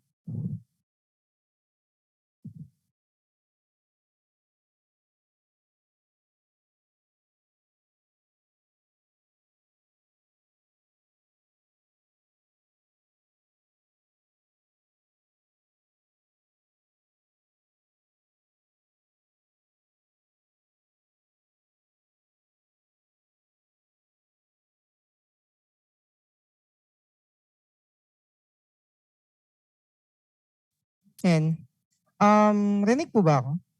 Testing lang. Hello? Yes po. Ayan. So, clear naman audio? Alright. Clear. Sa akin. Sige, I guess we shall start. At, kita po ba yung screen? Okay naman po ba malinaw? Yes. Alright. So, and sige. Good afternoon to each and everyone. We are the last reporter, Group 10. We will be critiquing one of the most, one of the masterpiece of Fernando Amorsolo. No? And we can also see there's already many reporters conducted a critic also about other Amorsolo's masterpiece. So in this throughout the critiquing, we will be going to evaluate Antipolo Fiesta. So first, we need to know what is Antipolo Fiesta is. So Antipolo Fiesta is created after the post-war meaning it is after World War II. No? Antipolo Fiesta was an oil it was an oil painting on canvas which depicts a rural scene where a group of people are shown celebrating a fiesta. So as you can see on the image, there's a lot of people celebrating a fiesta. Next is, what are the key points of the painting? So throughout the discussion later, we will be going to tackle different key points in the painting. So first, it depicts the rural scene of the Filipinos. So we can relate on some various rural scenes in the Philippines. Next is, it shows how simple life back then. So alam naman natin na going back then na sobrang simple lang talaga ng pamumuhay noon. So we can still relate it to the painting and we can correlate to it. Next is the Filipino culture and heritage. So also on the painting, you can see also different cultures, traditions, and customs, and especially heritages that is already included in the painting. Next is Filipinos' national identity. So as a Filipino, it is true and important to us to know our identity. So after being colonized for so many years, not only by Spaniards but different countries, it is essential for us Filipinos to know our national identity.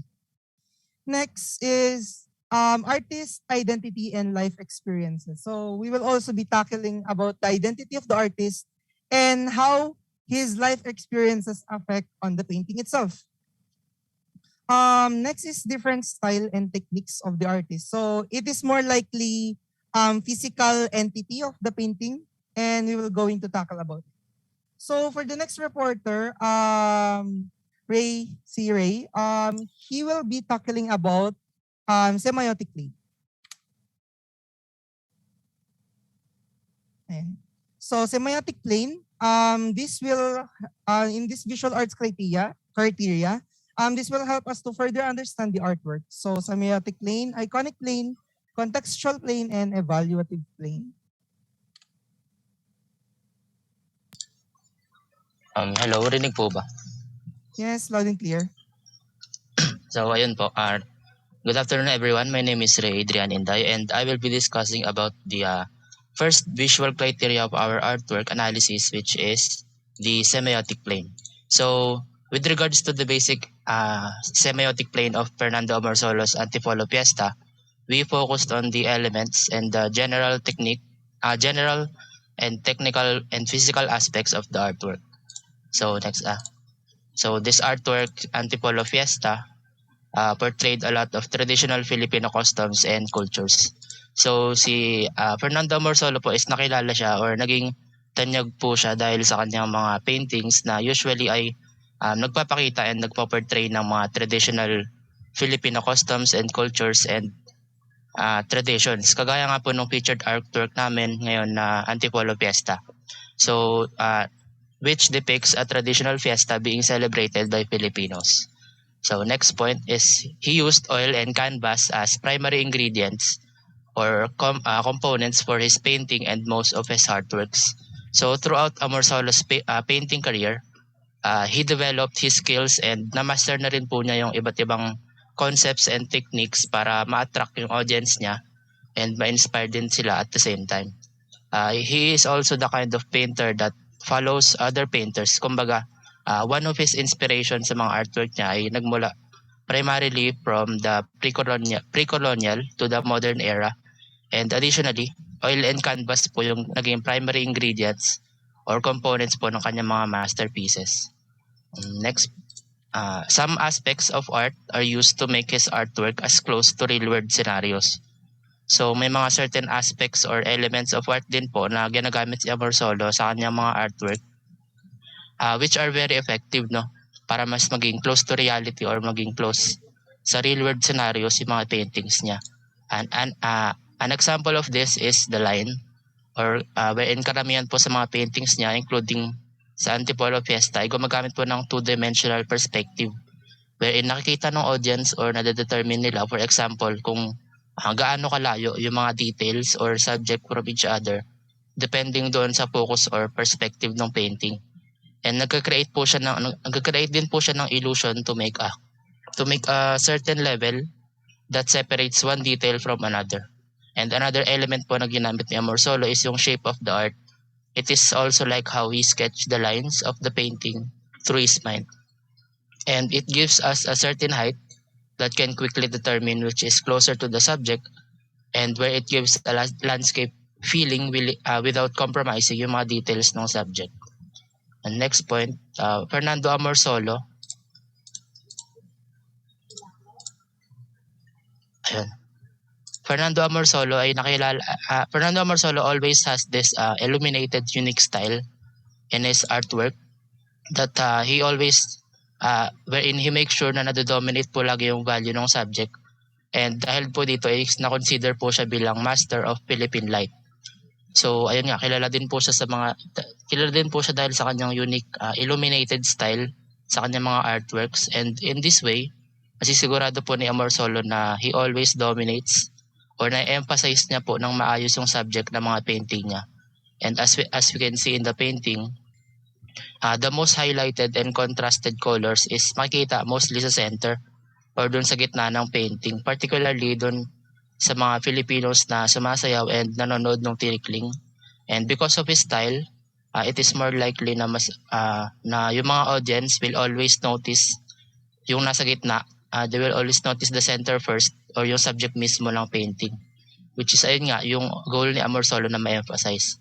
And aside from that, the painting also depicts a high value of intensity, wherein most of the colors doon sa painting are potentially bright and making the audience feel the joy and brightness in their eyes. And next, kumbaga, Amorsolo achieved and used the Philippine version of Greek style and rejected the American or Western styles in this artwork. Kumbaga, na-adapt niya po yung Greek ideal style and ginawa niyang mas Filipino-inspired and ginawa niya ng Filipino version yung mga artworks niya, and he actually refrained from using American Western style or techniques sa mga paintings niya. And lastly, his sketching skills and techniques also helped develop the artwork, making it more symmetrical and balanced. And ayun nga po, gaya ng nabanggit kanina, Amorsolo uses a two-dimensional perspective wherein because of his sketching skills and techniques na ginamit ni Amorsolo, mas na-develop po yung mga elements of the artwork wherein mas naging symmetrical and balanced din po yung mga subject and the other details in the painting. And now, may I call on Ms. Micaela to report the next part of our visual criteria, which is the iconic plane po.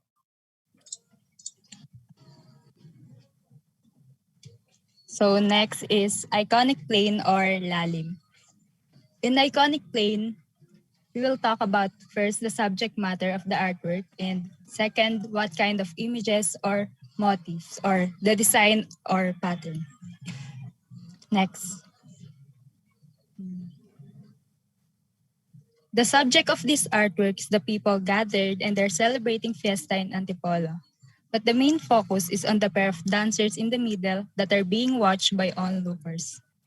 You can see in the painting that abundant food is presented in basketfuls of assorted fruits, as well as the traditional roasted pig or lechon being prepared by two men. And at the background is a huge church, a symbolic town structure. It can be said that the pair of dancers are similar to Amorsolo's well-known tinikling paintings, and tinikling dance is one of his most famous and frequent subjects. Next, please. And some of his paintings which the subject is tinikling are, I just researched three because he has a lot of paintings. So these are the tinikling paintings that he has. First is the tinikling dance in 1957, tinikling in 1960, and tinikling dance in 1962. So, hindi nakakapagtaka if a viewer might assume they are performing a tinikling dance, but when you look closer, mapapansin na walang bamboo handlers and walang bamboo sticks na present simply because they are not performing a tinikling dance. Thus, this indication is what makes this painting unique. It's not his usual style na he usually associate it with tinikling dancers. And to the next reporter, please.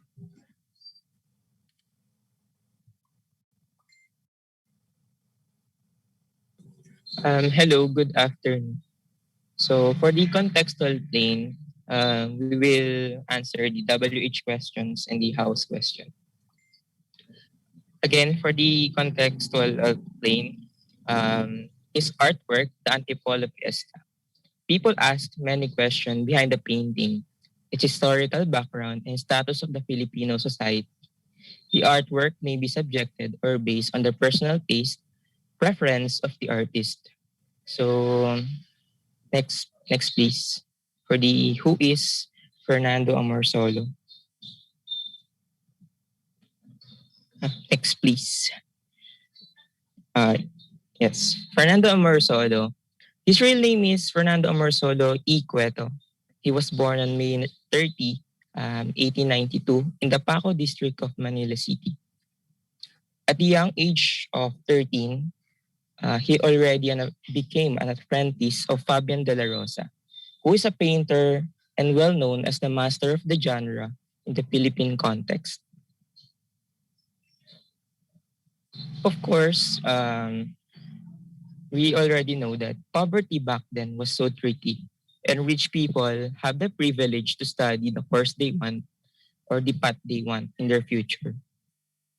Despite their poverty, he enrolled at Liceo de Manila, and in college, he pursued fine arts at University of the Philippines. Ayan, where De La Rosa, his mentor, worked at the same time. Next, please. So, while studying at the University of the Philippines, he got his primary inspiration there and dedication from his Spanish colleagues. So, way back then, on his school at Liceo de Manila, there is an Amorsolo's well-known work as a Liceo student where he painted a young man and a young lady in a garden, which won the first place in the art school show during his graduating year. So after his graduation, he worked as a draftsman of the Bureau of Public Works, which he is the principal artist for the Pacific Commercial Company and a part-time lecturer at the UP.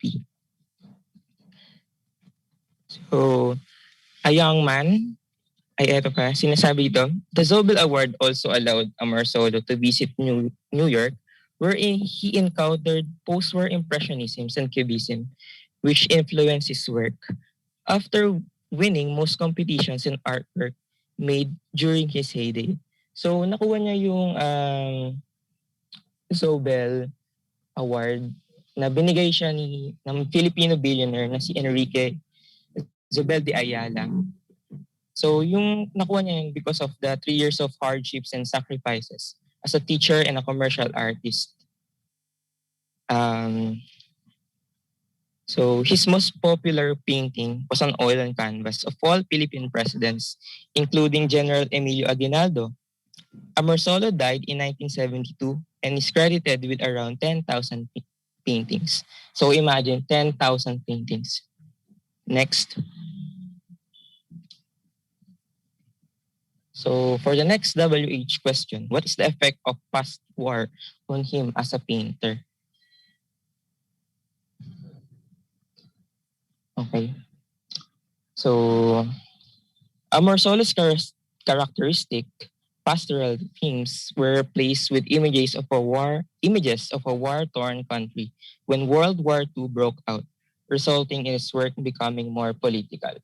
So artists tends to get an idea on every observations he made to his environment. So at the time of World War II, Amorsolo spent most of his time at home near the Japanese stronghold. He sketched war scenes from the windows and roof of that house. Amorsolo was profoundly affected by the devastation caused by conflict in his immediate surroundings. He painted a picture of families fleeing from burning buildings with their children. Next, please.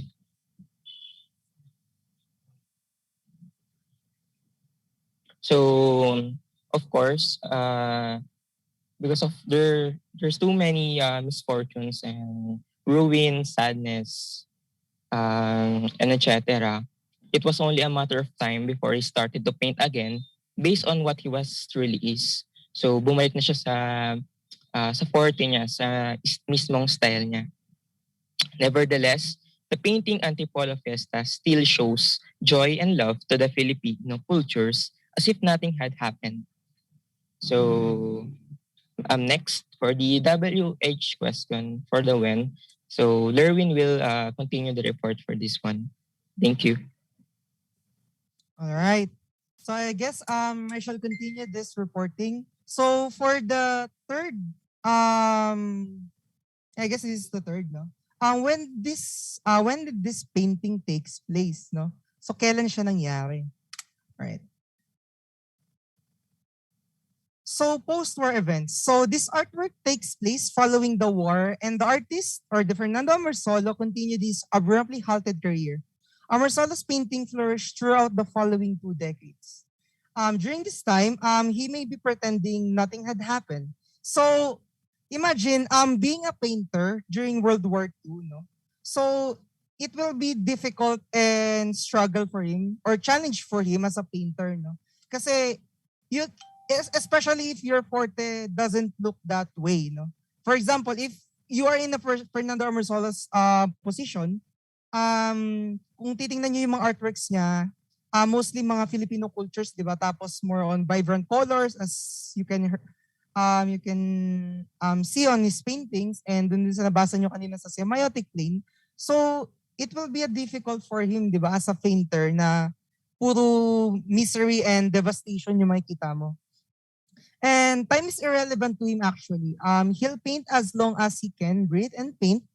His passion as a painter will be remembered and inspiring future generations. So as you can see in this painting, no, this is actually the post-war events na. So he's already back to his forte, to his style, na instead of misery and wrathful or devastation, so he started to paint landscapes again and mostly mga portraits, no. So actually, itong mga paintings na to ng mga presidents, it was easily recognized by the Malacanang, no, that time.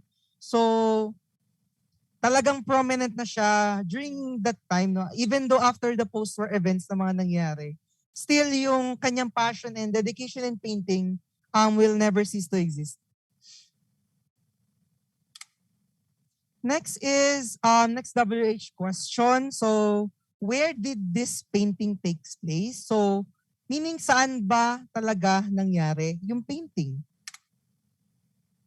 So origin of the painting. So after the war, he rediscovered his true passion for painting joyful landscapes and portraits instead of dreadful and miserable ones. So as like I said earlier, no? So most likely puro mga dreadful. So nag-transition na uli siya from his true passion. The artist himself drew inspiration for this painting from one of the many cities in the Philippines. At that time, which she referred to as Antipolo. So actually maraming pangalan na sinasabi doon sa painting. Like sinasabi din nila na galing daw yun sa ibang cities, and most like other people naman sabi nila yung mismong painting daw called Barrio Fiesta. But actually it was not, no.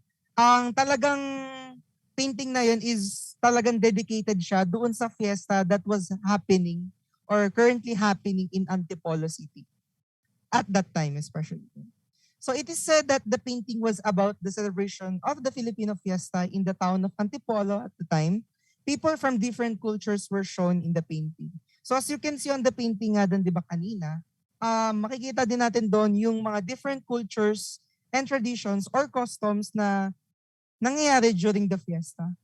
So I guess the one of the reason kung bakit nila tinawag din yun na Barrio Fiesta is yung that kind of culture and tradition was not only happening on Antipolo City, So most likely they will generalize the meaning of our culture and apply it to the other cities as well. Ito next, ito yung last WH question. So this is the one of the most, I guess, big factor on WH question is, why is this painted in the first place? We want to know kung ano ba talaga yung reason behind, bakit talaga siya naipinta, ano ba talaga yung tunay na nangyayari or yung, I guess, yung hidden agenda behind the painting. So let's analyze. The reasoning. The artist's true nature is to paint different landscapes and portraits of Filipino traditional cultures and customs in the different styles.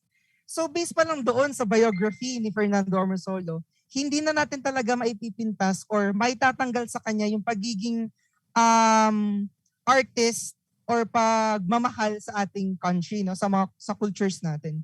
So that's also one of the factors. So kaya mapapansin nyo sa mga paintings niya and dun sa mga nagdaang reporter na karamihan is more likely pertaining to Filipino cultures and ayun, mga famous figures and people. The artist's patriotism, as I said earlier, and nationalism and giving the people an opportunity to appreciate various culture make the true national identity of the people. So, ito yung actually yung hidden agenda ni ni Fernando Ormosolo na bakit nga ba siya nagpipaint ng mga cultures natin, ng mga tanyag na kilala or mga portraits na kilala dito sa Philippines. It is because Fernando Ormosolo's agenda was to rejoice, enhance, and appreciate the national identity of the people because yung national identity natin as a people, ito yung hindi maaalis sa atin even though na maraming colonization or maraming mga countries na sumakop sa atin. So, as a Filipino, hindi siya matatanggal sa atin because it's our true identity. It also contributes to the grand narrative of Philippine history work because this kind of painting shows how to live in the provincial parts of the country and it manifests the simplicity of the life of the early Filipinos way back then. So, kung papapansin din natin sa painting, no? So, yung pinaka-setting kasi niya, yung pinaka-nilalaman kasi ng painting is nangyari siya pre-war. Hindi siya pre-war. During colonization of Spanish. So, meaning, nangyayari na yung colonization sa atin and still yung mga Filipinos, makikita natin na they are still contented. Nandun pa rin yung joy, happiness, and yung cultures na hindi maalis sa kanila despite of what's currently happening in the country. So that's the true spirit of the Filipinos. So it also shows how provincial parts, meaning yung mga various cities na hindi kilala or yung mga parts na hindi masyado na-appreciate ng ibang tao, makikita natin kung ano talaga yung tunay nilang ginagawa doon. For the last part, this will be the evaluative plane. So it's more likely an opinionated statement of our group. But I hope this will help you further understand the painting itself. Group evaluation. Fernando Ormosolo's intuition and intention for the readers or the audience to enlighten and nourish the national heritage or culture that once being taken from the Filipinos.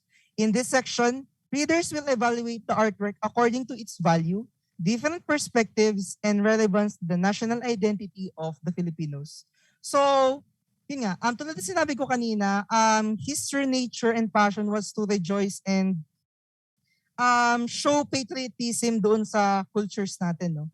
So, this will be our evaluation.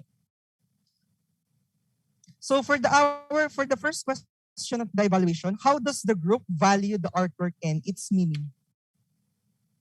So our evaluation, we begin by looking at Fernando Ormosolo's painting with an open mind because art is subjective. Meaning, ano ibig sabihin ng subjective? It comes from his heart, his feelings and emotion.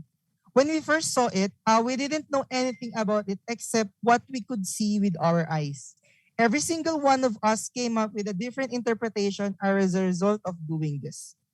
So that's also one of the factor. Napansin namin na it is subjective kasi ito yung mga possible na key points na nangyari. Kasi if we are going to ask the question, sa Antipolo City lang ba nangyayari ang fiesta? 'Di ba hindi? So hindi lang naman sa Antipolo City may fiesta. So bakit Antipolo Fiesta yung tawag? So it might be Fernando Ormosolo was visiting there and getting his inspiration. So that's the question behind, no? So we consider the painting is subjective kasi we do not know kung ano talaga yung true reason kung bakit yun yung naging pangalan or kung bakit yun yung naging context ng kanyang painting. So next factor is look into its history. So that we've looked at the art without any background knowledge. Let's look it with the information we've learned. We look at the art with the knowledge that it was made in a certain place. So dun pa lang sa first time na makita natin yung painting, di ba? So parang it brings us back to the time na kung gaano kasimple yung pamumuhay ng mga Filipinos. And you can see that yung pagiging true identity or cultures ng mga Filipino is talagang na-appreciate nila no matter what happened. So ayun. Next is what kind of perspective was used or privilege in reading the artwork? So our evaluation, initial assessment as art of representation. So first, inassess namin yung mismong art itself as an art of representation. Meaning, isa din to actually sa mga ginamit ni Aristotle back then, use his perspective to identify the other arts. So, bakit namin ginamit yung art of representation? As you can see, di ba sa mga previous reporters and art masterpiece ni Fernando Ormosolo, you can foresee or you can see the similarities between how he portray or deliver the message to its audience, no? So you can see that it allows the work to enlighten the audience about its cognitive purpose. Meaning ng cognitive purpose is yung mga life lessons, yung mga moral lessons, or yung mga intangible things na ma-appreciate ng mga Filipinos. So like the Antipolo Fiesta, the artist himself wants the audience to feel and satisfied and celebrate the distinct Filipino cultures rather than reflect on current events. So, sinasabi din dito sa mga painting ni Fernando Ormosolo na despite what happened today, ngayong contemporary, no? So, lahat ng mga issues na nangyari ngayon. So, sinasabi dun sa mga painting niya na kahit ano man mangyari, wag natin kakalimutan yung mga cultures na meron tayo, no? So, despite kung ano man yung mga revisions or kung ano man yung mga possible na mabago pa or madagdag pa sa mga cultures natin, hindi natin dapat makalimutan, no, yung mga traditional cultures or customs back then. It also depicts various cultures we've had for a long time. So, ito talaga yung mga culture na kailangan hindi natin siya makalimutan kasi it is already passed for so many generations. So, kailangan natin sila ma-appreciate and give a little bit, siguro give a respect na lang din for our ancestors. The second is viewpoint was the viewpoint of art of emotional communication. So, we see the painting or assess our painting as an art of emotional communication, meaning the artist wants the readers or the audience to experience the artwork's happiness, how individuals are content with what they have, also how easy life was back then. It also helps the viewer to feel the artwork's feeling and understand how fortunate we are. So yung kind of emotion or pagko-communicate no art sa ating mga audience gives us an opportunity to open our eyes and realize how lucky we are. Like if you will notice on the painting, imagine nagluto lang sila ng lechon, sumasayaw lang sila ng tinikling, and so sobrang simple ng pamumuhay nila. Like hindi na nila ninanais pa na magkaroon pa doon. Like, contented na sila doon. Unlike today, if you will notice, di ba, pag nagkakaroon ng fiesta in a specific in a specific location or city, almost weeks, months ang preparation, di ba? So, may mga dances pa, may mga preparation for food, mga different customs and tradition on that specific location. So, you can see the difference, no? Kung gaano ka-simple lang yung pamumuhay noon, and makes us realize na dapat makontento tayo sa kung anong meron tayo ngayon. For the last two questions, how can the artwork contribute to our understanding of Kamalayang Filipino? Our evaluation again, Amarsolos Antipolo Fiesta explains Kamalayang Filipino. We know that the Filipino culture hasn't changed much since Amarzola painted. The picture depicts how Filipinos in Amarzola's time celebrated fiesta, a Hispanic tradition embraced by the Filipinos. So, pinapakita doon sa pictures niya talaga is, sa mga paintings niya, yung talagang cultures ng Filipino na hindi talaga maaalis sa atin. So, as you can see dito, Hispanic tradition embraced by the Filipino. Meaning kahit nung before pa dumating yung mga mananakop sa atin, no? Particularly Spaniards, meron na talagang culture, no? Meron na talagang Kamalayang Filipino na nanaig sa atin noon pa. So doon pa lang sa time nila Magellan, nila Raho Humabon, makikita natin na meron na talaga tayong true identity or national identity as a Filipinos long before the colonization happens. Also, various meals are prepared. People gathered and a dance is still performed before fiesta. The fiesta is still celebrated today. However, it is not the traditional way of celebrating.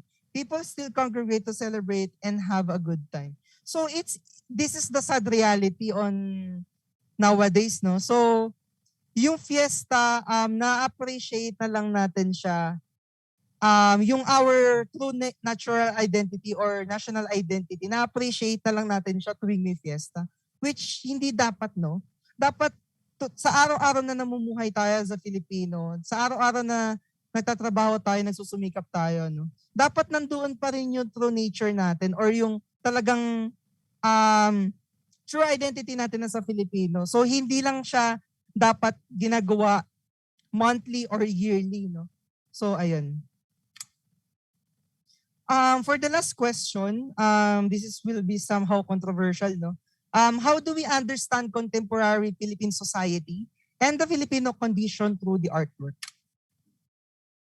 So as you can see dito, no, this art highlights one of the most distinguishing characteristics of the Filipino, their ability to endure adversity or resiliency. So meaning, we can express our strong emotions or our dedication to the art or yung passion natin sa art or yung mga gusto nating sabihin sa ibang tao through art, di ba? So in spite of the countless colonization and conflicts that have taken place in the past, the Filipinos have always been resilient and cheerful.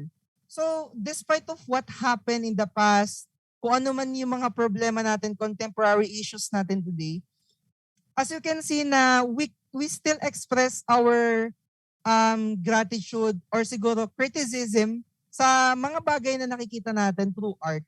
So, doon natin mapapansin na hindi lang, there's so many ways na pwede natin ma-expose yung ating emotions or yung message na gusto nating i-convey, but art is one of the most, I guess, creative way in doing that because it somehow hides the idea and make you think deeper, no? So it makes you think critically and analyze the painting to further understand what's the message behind, no? So through art, this makes every Filipino continue to thrive and celebrate normally.